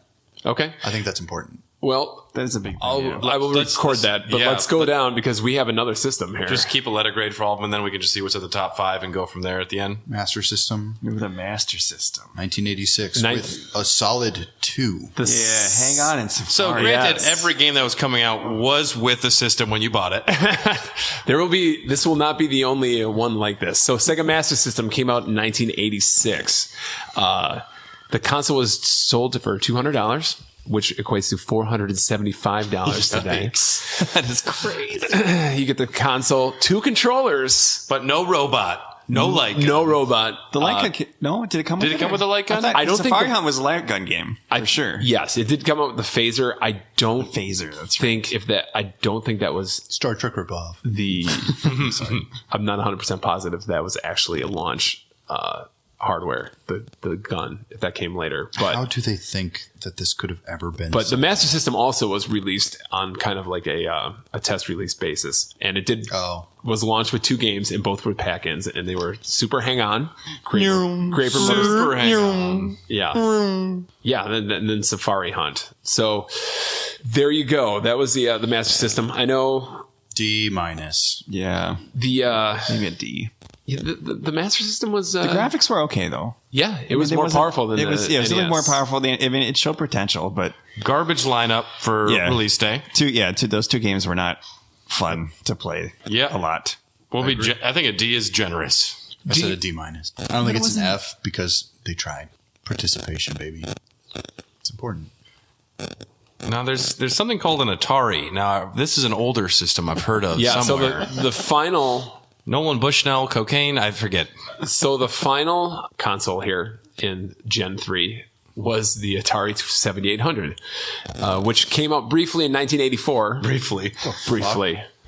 And then the crash came, and Atari was also acquired by another company. So they had this old-ass console that they ended up releasing in 1986 to compete against the NES. My favorite thing about the Atari 7800 was the commercials, because it was like, Nintendo has a toy robot, but only Atari has the exciting game Bug Hunt. Oh, that's like, it was just, you saw the graphics, and it was just, I don't know what they were thinking. I barely remember those. I had a buddy who had a 7800, and every time I play it, I'd be like, oh, you poor fucker. So I don't know enough about the differences between the different Atari systems. I imagine, are these the same cartridges that were played on the other Ataris? Or are these like, we're releasing Asteroids again, we're releasing Galaga again? These were upgraded versions for the 7800. Not backwards So you had to buy a compatibility. new No, one? definitely not backwards compatible. Yeah. To 26, but the 7800 could play 2600 games. That's right. Which was a selling that's a big point. thing. Yeah, I think that was what they tried to bank on. So why this launch lineup might look impressive with such games as Xevious, Pac-Man, Pole Position, Galaga, Joust, Dig Dug, Asteroid, Centipede is because these games were already released and under the Atari family. Right. They were all arcade ports. And graphically, not too bad. I mean, definitely not NES quality. And the sound chip in the 7800 was the same as the 2600. yeah, that was the big thing, was the sound. Yeah. Horrible. That's why there was no sound in the games and on the commercials, if I remember correctly. Yeah, exactly. Yeah, they Just were use your imagination. However, price advantage, the console came out for $79.95. That was, they tried. So $190. Because they were literally just trying to ship units. Is that the 86 or the 84 price? That is the 86 price. Okay. Yep. Because they were holding onto product for 2 years. Yeah. You Yep. have to sell it at a reduce. That's I realized they were doing that. that's a much better price. Yep. So you got the console, 2 controllers, and Pole Position 2 came in. I might have I bought a 26, what I thought was a 2600 at a yard sale. Yep. I think I might have actually bought a 7800. And you know what's great is I don't know what the difference is though. a lot of people might have some old Atari games from other systems, and I can play those on this Right. too. So that's another plus. That's something the other ones definitely didn't have. So Did this one have the nice like wood graining? I'm sorry. No. No, that's 2600. is the So wood I have a grain. 2600. Yeah, no, that's dumb. Yeah. But the cartridges look the same. Yeah, they look the same. Yep. Form factor. So the game average, games were about $20. So, $47 in today money. So, I mean, it did have some launch-wise, that's a pretty good lineup. As far as the new killer app, though, I don't see that. Nope. It's kind of old. It's old business. I'll give this a D+. It's like having Skyrim as one of your launch day games or Grand Theft Auto 5. It's like, it's Right. cool. We're happy. We like But those I've games. seen this before and played it already. So Yeah, it's a D+. Not that. Yeah, I'll do it D+ as well. Okay, so we're saying you think D? D+. plus. Because it was a good effort. But yeah, I agree. also, The lineup was promising, but it's just too little, too late. Atari. The games are solid too. They're known classics by this point, especially in the arcades. Right. Yep. So if you really like, consoles are at this point supposed to be arcade experiences at home. So If you want to be generous, C-, but I don't think anywhere above that. Nope. No. I would. They have good games. They're cheap. They're not new. They're cheap. They're not as. true. They're not. I mean, this is a 1984 system, so the graphics were not up. Try to getting the par getting of away the- with releasing like a 360 2 years like after it was supposed to come out. Yeah, exactly. Yeah. you could still get away with it. Although Atari 7800 was the only console that ever had Ninja Golf, so that accounts for something. A+. A fucking plus. Stealth golf. Okay, so if we had to rank this gen, I guess based on our grades, we're thinking NES, Atari, Sega. Yeah. Yep. Yep. Beautiful. All right. Then we're going into Gen 4. All right. Dylan, you want to take Gen 4? Absolutely, I will. Sweet. Our first one on the list is the Sega Genesis, released in August of 1989. And actually, it's not the worst list I've seen, but it's also not like utterly fabulous. I'll say that. I've played 3 of these games. One of them is Altered Beast, which I think is pretty good. The pack-in game. Oh yeah. Yeah, it's Welcome the to pack-in. your doom. Wait, is that the I got the reference. Rise from Your Grave? Yep. Okay. Yeah. Yeah. Okay, I've played it. Oh! Last Battle? I don't know what the fuck that is. I remember that when it came out, but I don't think I've ever played it. Last Battle is a side-scrolling fighting game. It's actually Fighting a Fist game, of the that's right, North yeah. Star. Last Battle. right. It's a pretty fun title. It's based on Fist of the North Star, but it got rebranded. Oh, I have heard of this then. It's a pretty crummy game, but I love Fist of the North it Star. looks great. It looked great in like still photos. It's like one of those fighting games but it's kind of choppy in play. yeah, a little bit Interesting. but it just didn't. You didn't have a lot of moves. I'm and gonna have to a lot watch of some enemy gameplay of that. variation. Then we have Space Harrier 2, which I really like. I've played it in Yakuza. That's Yakuza 0, I believe. No, the first Space Harrier I played in Yakuza. I've played a couple of Yakuza games that this game's in, so I think but the Yakuza Yakuza has to be 0 0. takes place in 87, though. I don't think it takes place in 89. Then we have Super Thunderblade. Great title. It's a classic. Yeah, I like that a lot. That's a helicopter game, correct? Yep. Okay. Great Super music. Thunderblade. And then we have Thunderforce 2. yeah. Very It's a shoot 'em up, right? kind of a Shmup. Yeah. kind of a mixed message. Kind of maybe we all could have What are we going to call it? gone to a thesaurus. Put Thunder in there somewhere. It'll be better. Right. It's pretty good. Thunder Lightning 7. Thunder Force. What's Yeah. missing? Throw So- a 2 on it. Yeah, the first I was one. actually. Don't worry. Doesn't I was matter. kind of shocked that Make 'em think there's this a- was the original launch lineup. No Sonic. No, Sonic came like 1990. To me, like Sonic the Hedgehog is the pack-in game, and at least when my family got it, that's what was the pack-in game. Right. Yeah. I don't think a lot of people were early adopters for this. Yeah. And this was back in the day. I wanted to be. Yeah, 'cause so you- hard. My brother had it. But if you're like you're a dorky kid growing up, of course you're going to like covet this. But Yep. for most of the other like public, it's just not going to be a thing. I imagine. Oh, I don't know about that, man. Like what did the You console? talk about it on schoolyards, but like adults and like a lot of people like a lot of people still consider video games kid shit. So it's like I imagine that demographic was much higher back then. What are we talking about What was the right now? price on this?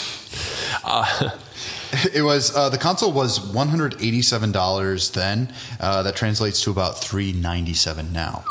Yep. And the games they were $50 then, and now that kind of translates to $104. Yikers! But you got Altered Beast packed in, and That's a lot of money if converted to today's. Altered price. Beast is a hard game to play now.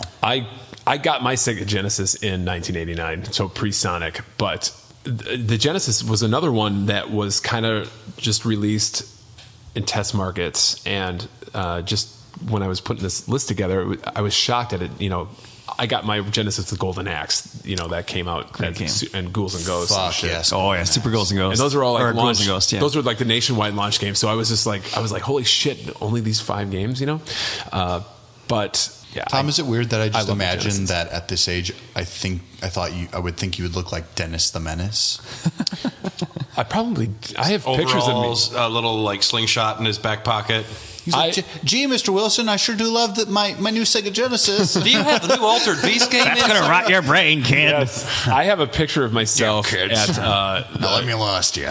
I was in 4-H. He accidentally turns it on and like falls over and drops his alcohol or something. He thinks it's the train coming at you like the Amelia Brother thing. Here's the gun. It's like, whoa, too much. Yeah, I have a picture of myself 3 days before I got the Sega Genesis. I was at the Jefferson County Fair 4-H. I just got Grand Champion beef steer. You fucking kidding? No. That's so cool. No. And Is that on your resume? because I got because I got the Grand Champion cow, and what happens when you get. Did you actually raise the cow though?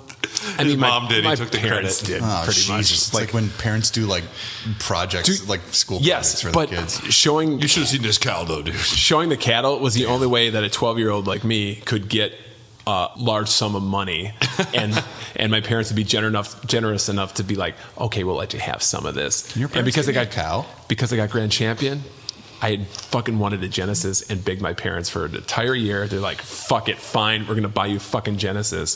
So All right, Grand Champion, we'll get it for you. So what pushed you towards the Genesis instead of the dad's just NES? smoking a Or did you have an cigar, S too? going, I had an I'm S. Grand Okay. Yep. I mean, it was just the next logical progression. Kohl's, when they had an electronics section, they actually had a Genesis kiosk or just a console out where you could play Altered Beast, and I was blown away by the fucking colors and the graphics. Totally. And oh my god, this game's talking to me. I want this so bad. And then I finally got it. So I have, long story, but I have a lot of fondness for the Genesis. It's probably the system that I actually coveted the most and actually got. But going just on the launch Fuck games. you, Brad. A+. Just on the launch games. I mean, Altered Beast is pretty cool. Altered Beast was a hit, I think, because the Harrier game, rules. because in the arcade it was fantastic. I was never a and it Space Harrier fan, but it looked fucking cool. It did, yeah. I played the first Space Harrier, but never It's played the the better second. Star Fox. I'm just putting it out there. It's better than Star Fox. Ooh. And it doesn't. That's have a to- hot take. It's very. That's a hot take. But it functions better, and that's not a hard thing to say. The Master System port of that was really good too. Actually, they did a good job. I've never with played that. Oh, I would recommend. If you was like a the good one, yeah. arcade version, I would recommend that. They did pretty good. The job arcade with it. version's cool. The Master System had some good scaling, and it wasn't like just software scaling. It was like It just with the imitating. parallax, or not parallax scrolling, or whatever, with the Okay. trees and stuff in the background moving. Okay. Now Yes. I think the next one.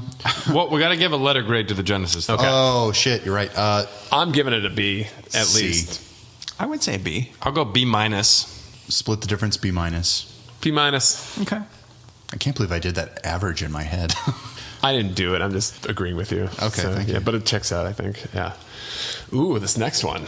Now I Graphics. know nothing about this one. This one is up to you two. I've I only have played. no fucking clue. I would First time call playing Target this every- console was the mini version here. Okay. Yeah. I would call Target every day as a kid to see if they had them in stock. Did you? Yep, I because they remember. were always sold out. Were you a TurboGrafx kid? I mean, for a little bit, yeah, until it just stopped working. God. Unfortunately, yeah. What year did you get it? That must have been. What's it? So when did it come out? 89. Yeah, it must have been. I would say 90. I think. Okay. Pretty sure. Yeah, I think it actually came out like almost to the day of the Genesis. So, Really? I guess so. yeah, the console came out for $199. You got a one controller with that, and Keith Courage and Alpha Zones was the pack-in. I remember being a kid and wondering what fucking game is this? It's pretty because you would see weird. screenshots, and one screenshot you're like a boy in like Right, a with Super a little Mario tiny Land, little sword. and then the next one you're like you're a fucking mech, and I'm like, what? Yeah. Is this weird? Also, the other launch games were Alien Crush. Classic. That was a great pinball game. Fuck yes. Great pinball game. China Warrior. Never played that one. Oh, it's horrible. It's horrible. It's one of those. It's almost like Last Battle, but it's even worse. It's a fighting one, right? It's fighting, but the sprites are 3/4 of the screen, so it looks great in screenshots. Oh, You're like, yeah. look at how big these characters are. But the control is clunky or But something. every character only has like 2 frames of animation. It's horrible. Dungeon Explorer, kind of Zelda-like.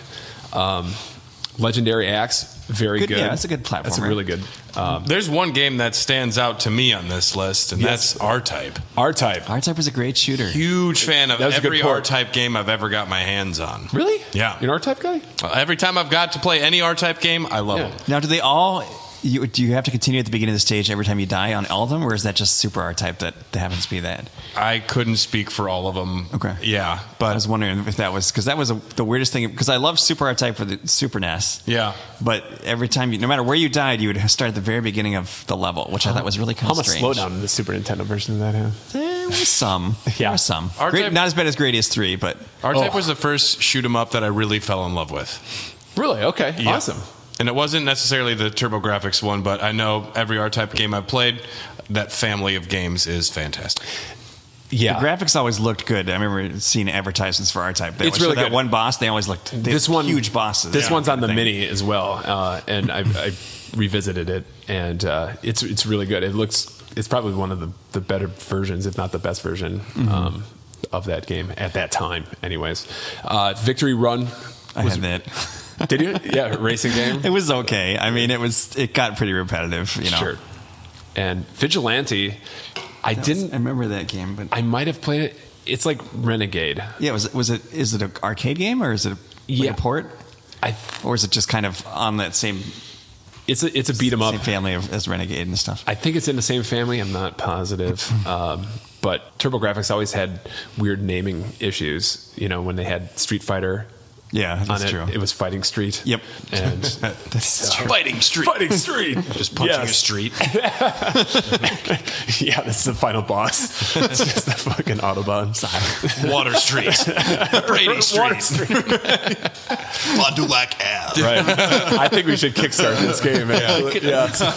Fighting Street. Yeah. So the games were $50 when they came out. So again, just like Different Genesis. streets in Milwaukee would have different bad guys and bosses and stuff. Yeah. That would be fun. Brady Street would be like the first level. Well, Brady Street during the day, and then you go back at night, and it's a different There level. you go. This is Yes, and Dodging Uber drivers left and right. Yep. And the Pick game, up pizza off the ground to eat it for health. the TurboGrafx games Smoke were a cigar. not forget cartridges. You shouldn't inhale it all the time. They were cards. Yes. Cue cards. So yeah, the games were on cards. And the start button was the run button. Yeah. But So were they trying to market as more of a personal computer? Is that what was the... Not to my knowledge. I'm still pissed off that modern consoles have options buttons instead of a select. start button. Oh, the yeah, PlayStation yeah. 4 Yeah. is like press options. I'm like, you mean start? Yeah, that is Yep. true. Yeah. It's called a So start based on this, this lineup is actually pretty good looking at it on paper. Alien Crush on its own. Yeah, just on- that was a fantastic game. It's fucking. I mean, that set the stage for Devil's Crush. Yep. And like, which is also great. Well, what do you think Keith what Courage. grade would you? Yeah. But what one grade would you give controller this too. launch? one controller, and That's you a had to buy big thing. you had to buy the turbo The turbo tap, right? to Yeah. even play 2 players. Yeah, which I mean that's pretty huge. Like because you're out back then, you were having couch co-op all the time, right? You know, I mean, you have You friends had over and Oh yeah. there's no online play, so that's how you play with people. So that's a big That's how they that's a get big you. mark. Yeah. I guess I'm going to defer to the two I can't. I elderly can't speak to chaps. this. Matt, I'm Turbo experts. gonna go with a B for this. I would say C. Really? Yeah. Okay. I mean, you actually owned it back in the day, so I did, and I didn't get into Alien the Crush Turbo was Duo. fantastic. I will say that would give it, but the C+. graphics weren't that great. Okay, we're gonna go. Because it was supposed to be trying to contend against Genesis, and It was an 8-bit system with a 16-bit graphics. that's right. Yeah. Processor. C plus. C+. Yeah. Okay. We'll do C plus. C+. That's the aggregate. Now we're heading into the stuff that Brad and I might know. Oh yeah. A little bit more. You youngins. We're going with the Super Nintendo Entertainment System, released in August of 1991. This game had a very limited release.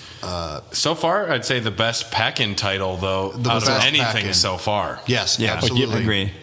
That game was So huge. the pack-in was Super Mario World, And then you also had two games that are criminally still underrated. I think so. I agree. That deserve more sequels, and I will say that. Totally But still classics. Yeah. Some of them are a little hard to play. I'm coughing and talking about Pilot Wings. Oh, man. Because Pilot Wings, I really do enjoy. I love like Pilot the Wings. 64 Pilot Wings a lot. Me too. I've never It played actually 64. works. And they got the physics right. And that's one of Mario them. is on Mount Rushmore if you shoot it. I never did that. Yeah. But then we also have F-Zero, and that was the Mode 7 showcase. Powerhouse. Yeah, absolutely. And I think it blew a lot of people's gourds. Oh yeah. Just because NES was such a hit. Everyone knows who Mario is at this point. Everyone. Even your fucking grandpa knows who Mario is. And so, like, everyone was just like, "Oh yeah, well, here we go." Yeah. What's weird about this one is that it released around the same time. Well, a little over a year after Mario 3, I believe. Yes, Correct? yep, that was 90, and this came out in September or August of 91. I was a day oneer for the SNES, me and my buddy Nick. And that part blows my mind. I just think, like, the fact that they could make these two, like, for a lot of people, World and 3 are the tops, period, bar none. Mm-hmm. And the fact that they had them both going at the same time, Yeah, that is pretty crazy to think it's kind about. of proof of something really magical going on with Nintendo. Yeah. I mean, I fucking wanted Mario World so bad. EGM, like the year before this came out, they published like the ending to Super Mario World because it was out in Japan already. Oh, gotcha. And I just stared at that one fucking page, at the game over page in EGM, you know, and just like, oh my God, this looks so fucking cool. And that game was Is this an age huge. where There you're was so masturbating to many Sears secrets and catalogs? stuff. Yeah. Never mind. What's that? Sears catalog. Oh, dude. Yeah, I always did too. Yeah. That's the only reason I asked. Yeah, you know it. 'Cause I never JC had Penney, that. Sears. I just go right to the toy section. I'm like, Same oh here. yeah.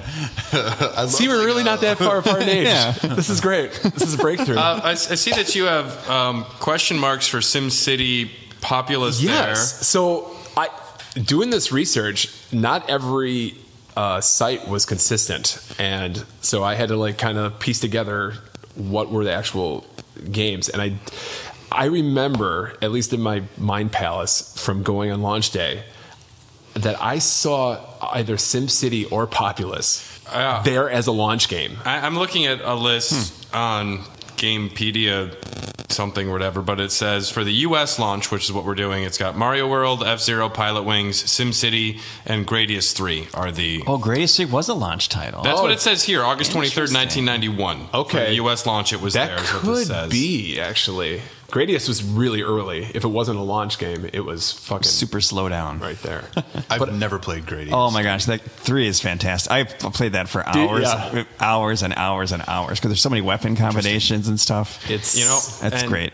I would sooner have only 4 or 5 games for launch that include such powerhouses as Mario World, F-Zero, Pilot Wings. Those are SimCity. infinitely replayable games, in my opinion. Yeah, Agreed. and they're And I really think- showcasing how powerful Yes. the new hardware is. yeah, they I'm were going all to give this yeah. one. F-Zero and Pilot Wings were Mode 7 fucking beasts. Oh, totally. You know?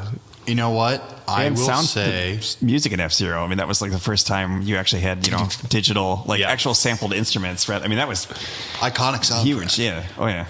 I'd comfortably give this a So B+. D minus? I'd say B.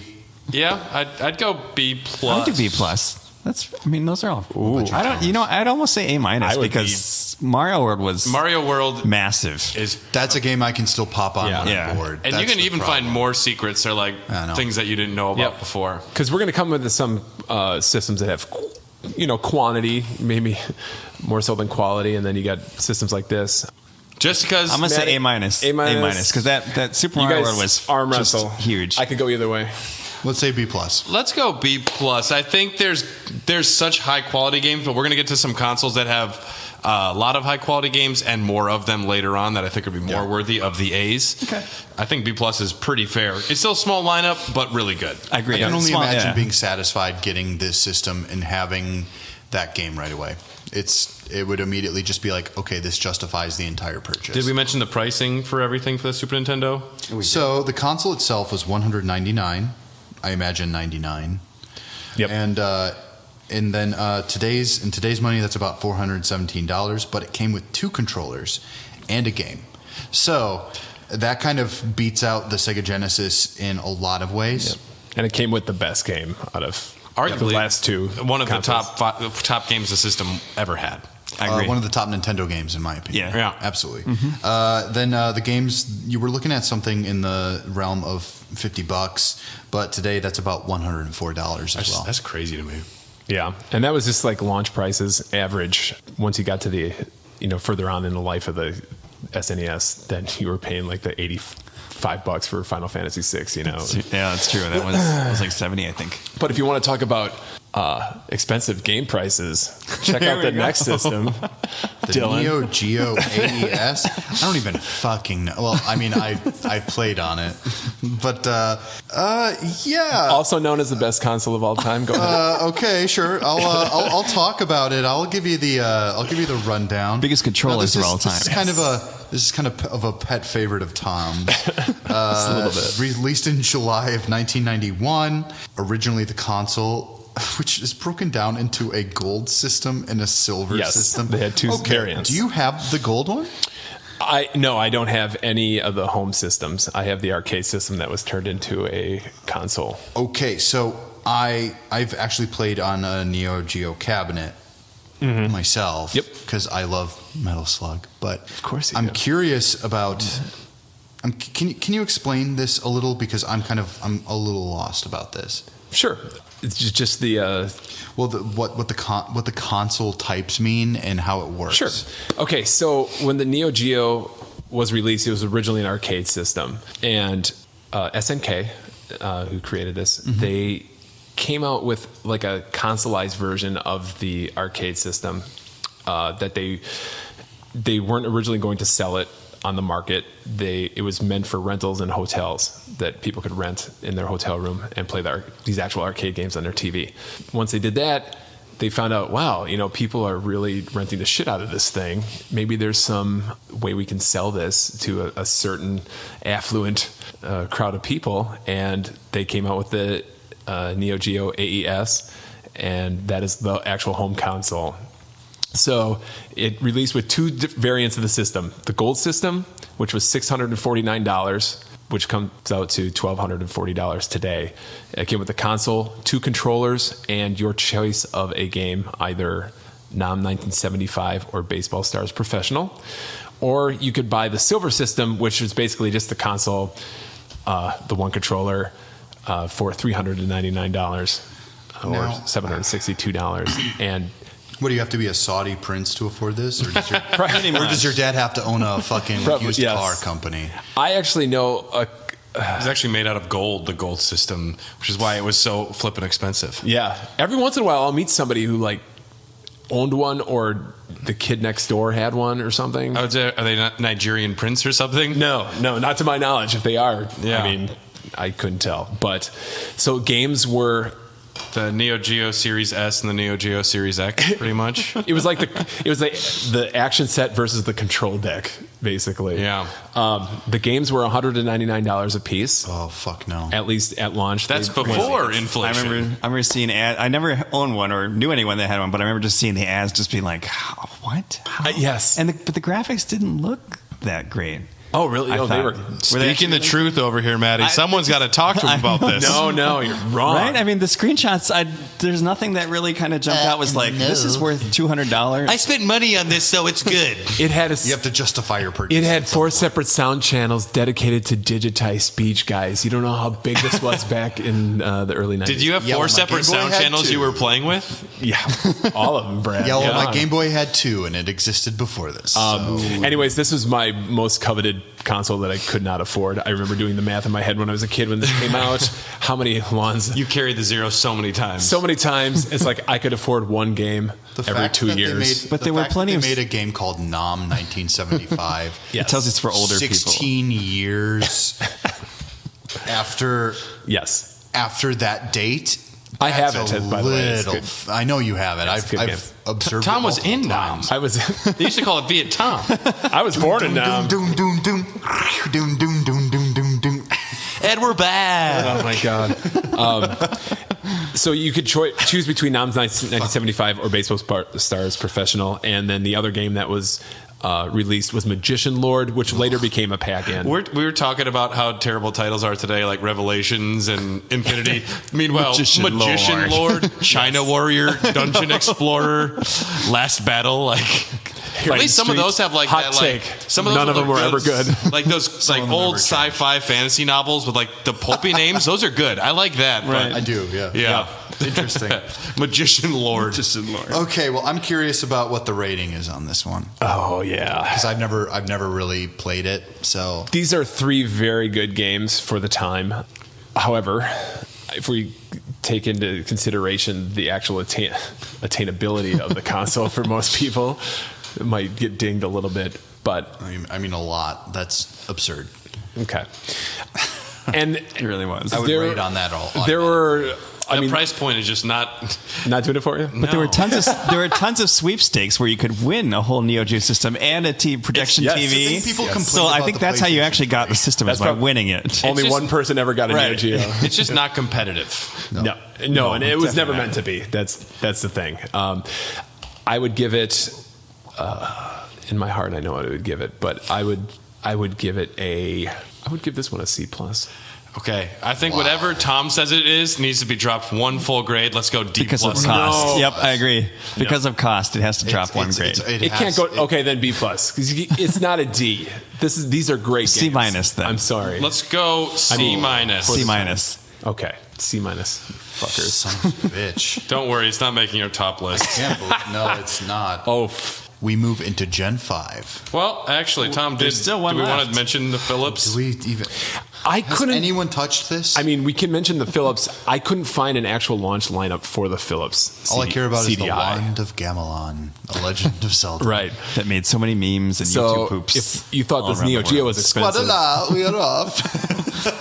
Philips CDI was Was a thing that happened. it's a thing that happened.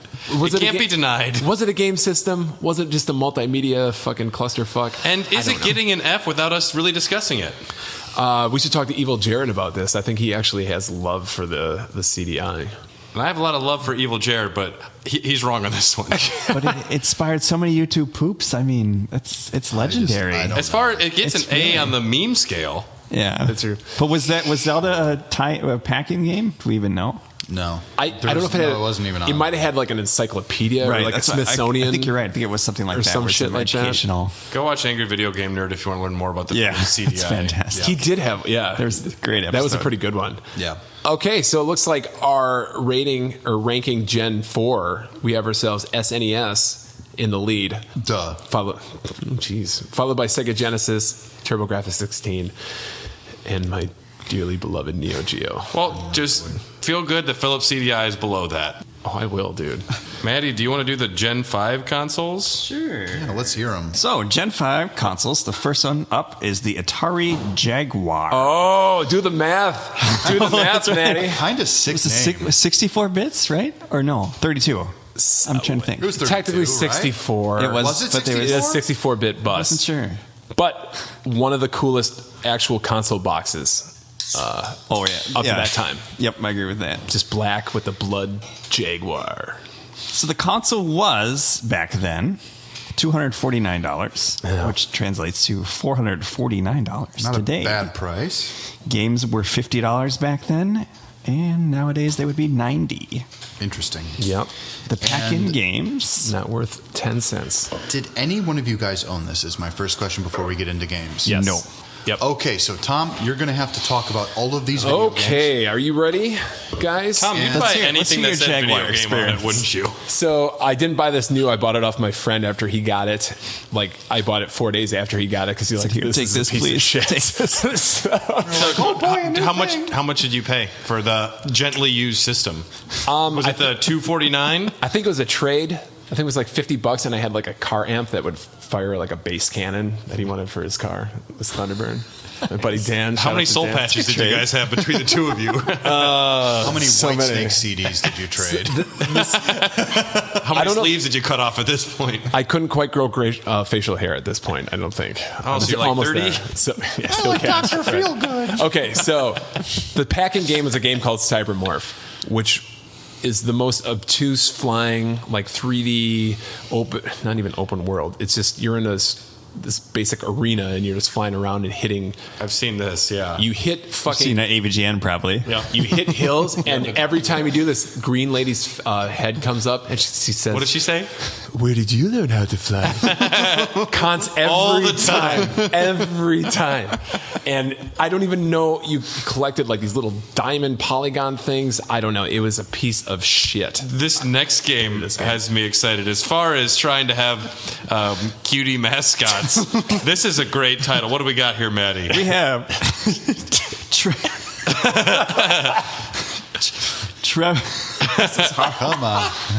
McFur in the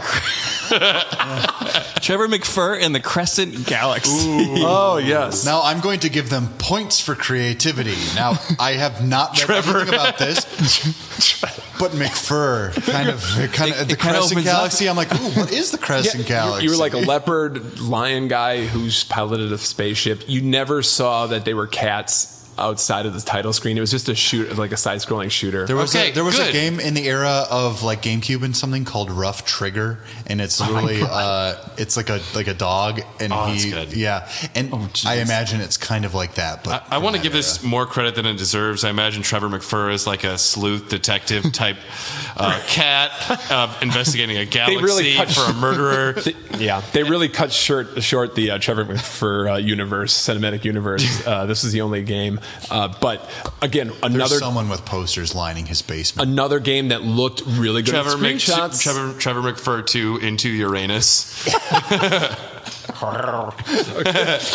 whole generation of fucking furries. Yes. Just look at that. Started the movement. Right. All right, go ahead. Keep going, Matt. No, that's it. All right, so then we also have Raiden or Raiden. I'm not sure how you pronounce it. I think it's Raiden. Yeah. Raiden is the god of thunder. The prequel to Mortal Kombat. Yeah. Yep. This is It's the Metal Gear prequel. Yep. It's a shmup, right? I think it's a top-down I played shooter. A couple of the Raidens. Yeah. Yep. So this is a port of the arcade game, and then last but not least, Dino Dudes. Pretty cool. Did they ride skateboards? I have no idea. I didn't sure. Dinosaur tails for sure. Sure, yeah. It's like Yabba Dabba Doo shit. Only ever owned sunglasses. Anachronistic, but very cool. Certainly. I only ever owned one game, and that was Cybermorph, that game that came with it. Where did you learn how to buy video games? The only other poor bastard I went to school with that actually owned this.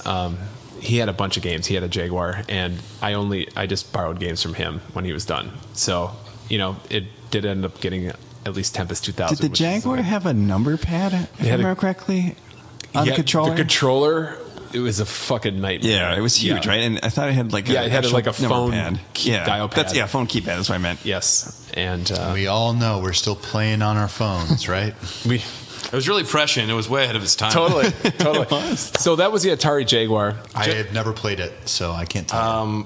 I want to give it more than it deserves just because Trevor McFur is a very cool name. That is actually a pretty creative name for a mascot. But it's a shitty game.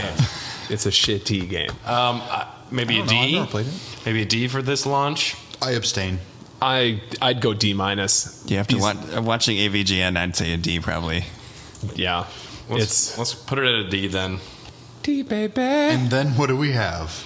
Next up, we have the 3DO. Oh, yes. So, Dylan and I have played a lot of 3DO. We actually have. You guys know now. Yeah. When I like someone said, "What are you doing tonight?" and I said, "I'm playing a video game system no one fucking owned."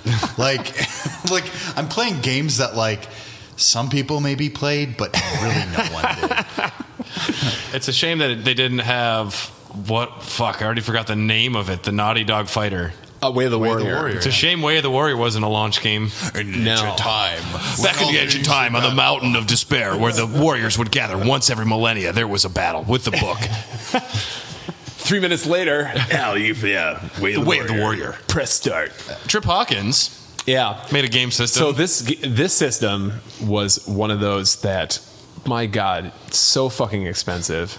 The launch price was $699. Ooh, holy cow! Which comes out to $1,259 in right now. Fucking money. Well, do you remember how much CD players were at this time? It still was a lot. Yes, this was a pretty impressive system, at least for the time, and but it only released truly with one game, and I think it was the pack-in. I know when I bought mine, this was the pack-in. It's Crash and Burn, the first game that Crystal Dynamics ever made.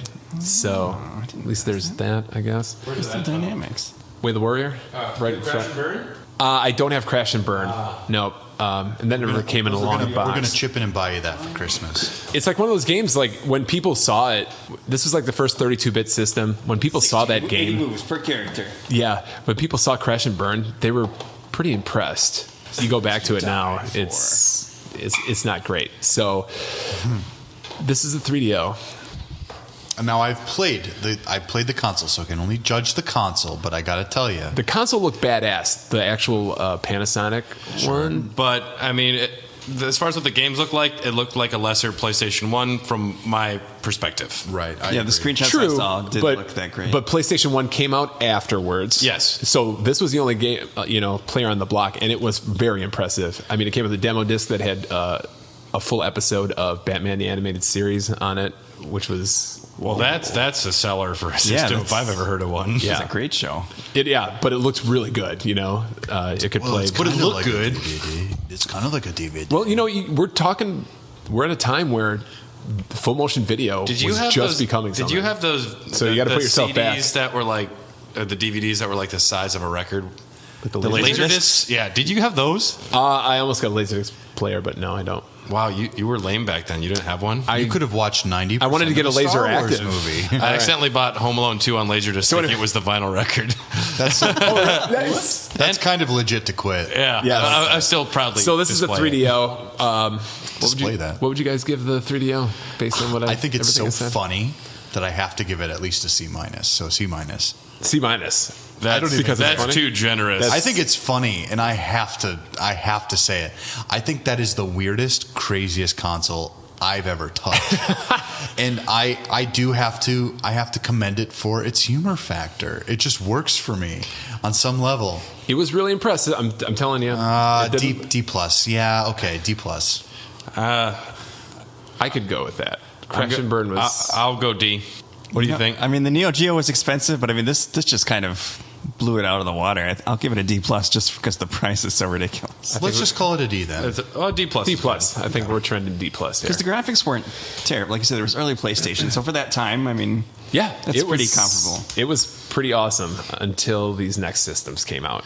Okay. Well, until some of the next systems came out. What do we got next, Maddie? Next up, we have the Sega Saturn, which was released in May 1995. Yep. Surprisingly, Yep. Just dropped. It's available today. And everyone was like, everyone's like, "Wait, what? No one's ready for this." "Oh, I couldn't save up money for this." Like, people, I guess they didn't really understand. Like, There was only one Sega Saturn in all of Millbank, South Dakota. I saw it and I was underwhelmed. Really? That I knew of, and I knew the gaming scene in Millbank, South Dakota. Zach Larson had one. No one played it. Wow, that's too bad. I love the Saturn. I love it more than I do the PlayStation. I think Zach had that TK. Correct me if I'm wrong. He's listening. Oh, Yeah. Zach, let us know. No, TK is his little brother, but Oh, fuck. Zach, All right. baby. Well, let us know. hairthedogcast@gmail.com. he's one of our Patreon supporters. I love you, Zach. No, TK is. Love you, TK. Fuck you, Zach. We don't know what Zach's doing anymore. Zach, He could be please come anywhere back to right us. now. Okay. Are we talking about Brian? All right. Sega Saturn stealth released in May of 1995 during E3, the first E3 ever. Honestly, the game selections for this one look very good. We're looking at Virtua Fighter, which is one of those early super polygon like character fighters. Very fluid. It looks awesome back in the day. I don't think they aged. It doesn't hold up yet. No, absolutely not. That was the pack-in. Yep. Then we have Panzer Dragoon, and I've only That's a great game. I've only ever played the remake on the Switch, and I had a good time with it. Yeah. I consider it better than a lot of Star Fox games, and it's kind of like an RPG Star Fox kind It of really almost, is. yeah. It truly is.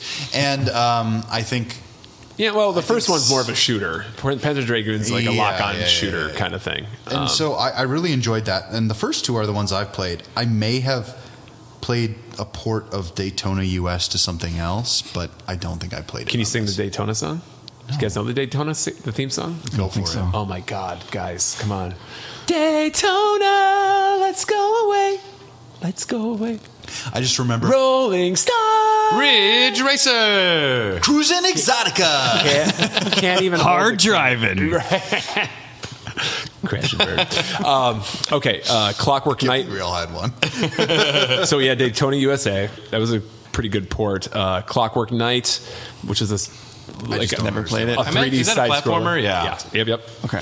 Pebble Beach Golf Links and Okay. Worldwide Soccer. Okay. Console Sports games. console was $399, which comes out to $681 today, and games around $50, which Mom is would have been around like, 85. that's rent. She would have been like, you can't have this ever. Back then, that's like a house, pretty much. Not a terrible lineup of launch games by any means. No. There's definitely some promise. Virtua Fighter has a lot of replayability. Yeah. Panzer Dragoon also had, I believe it had a point-based system in the first one, right? I think so. I can't what? be certain because I think they took it out for the remake. Point-based system. You cannot cite me on that. I do not know for sure, but point system, like It's a high score. score. high score. Yeah, I mean, it's a big price point though. This console compared Very to big what price comes point out for what later it this is, year. yeah. There's a reason they tried to sneak surprise it early because they wanted to get some numbers ahead of what's coming out later because they knew they weren't going to be able to compete. Yep. And the Sega Saturn, the way they launched it, kind of sealed the fate, or helped seal the fate of Sega. yeah. Well, a few years later. Zero Sonic, like new Sonic games for it. Right. If they had released like CD style, like they were going to call it Sonic Extreme, I believe, and it was never- supposed to come out for it, but it never materialized. Tara Bubowski was the character, was going to be the female character they introduced, Bubowski, but Of course, yes. check out Lore of Sonic the Hedgehog. There's some stupid shit in there. I just wanted Sally Acorn. Yeah, I don't know what She you're was talking hot about, but as yes. fuck. She was like a chipmunk. Is. I don't know if she's still in it. No, but she's still hot as fuck. Oh, sure. She doesn't really wear pants, but she wears a vest. Very strange. What are we going to rank this? Sega Saturn. Oh boy, this one's tough because in my head I have to weigh the fact that they botched the launch. That was just a total miscalculation on their part. I've only ever played these in either an arcade setting or because Virtua Fighter was very popular in arcades as well. Yeah, and it was actually a really good port for Saturn.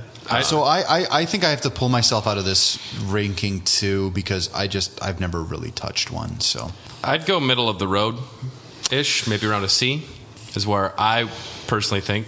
Some quality games, botched the launch though. Yep.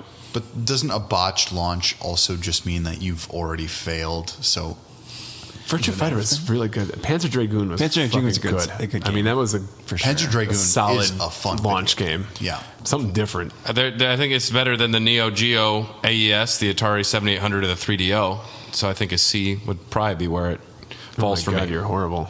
You're just a horrible human being. I mean, the Neo Geo should really be way lower. Yeah, okay. Neo Pio. Neo PU. Yeah. The hell are you talking about? Okay. All right. I could go with a C. Okay. Average, I guess, between all. I've never played Worldwide Soccer or fucking golf. All right, Maddie, what's the next one? Next up is the system you may have heard of called the Sony PlayStation. Oh, baby. Oh, boy. Released in September of And 1995. hey, listeners, this episode turned out to be a wonderful two-part discussion. So stay tuned for part 2 coming up on the next Dogcast in a couple weeks. Unless you're a Patreon member, then you will have early access to part 2. You won't want to miss it. We discuss all the consoles leading up to the new generation. So your Dreamcasts, your PlayStation 2s, N64s. We cover it all, and we have some good times doing it. So we hope you enjoyed this episode a lot. Thank you so much for listening. If you want to contact Hair of the Dogcast, we are at hairofthedogcast@gmail.com. Follow us at Hot Dogcast on Twitter. Check us out on Instagram, the Facebooks. You know where we're at. And like we said, if you can leave us a review, that would be awesome on your podcast service of choice. And finally, happy new console week to everyone. If you're getting a new console, we hope you get it on time or there aren't any holdups. And if you're not, you're sitting out, you are okay. Because it looks like there's not really much coming out that you can't play now on what you got. Thank you again, and we'll see you in 2 weeks for part 2 of the ranking of the consoles. We love you from all of us here at Hair of the Dogcast. Bye. And cheers.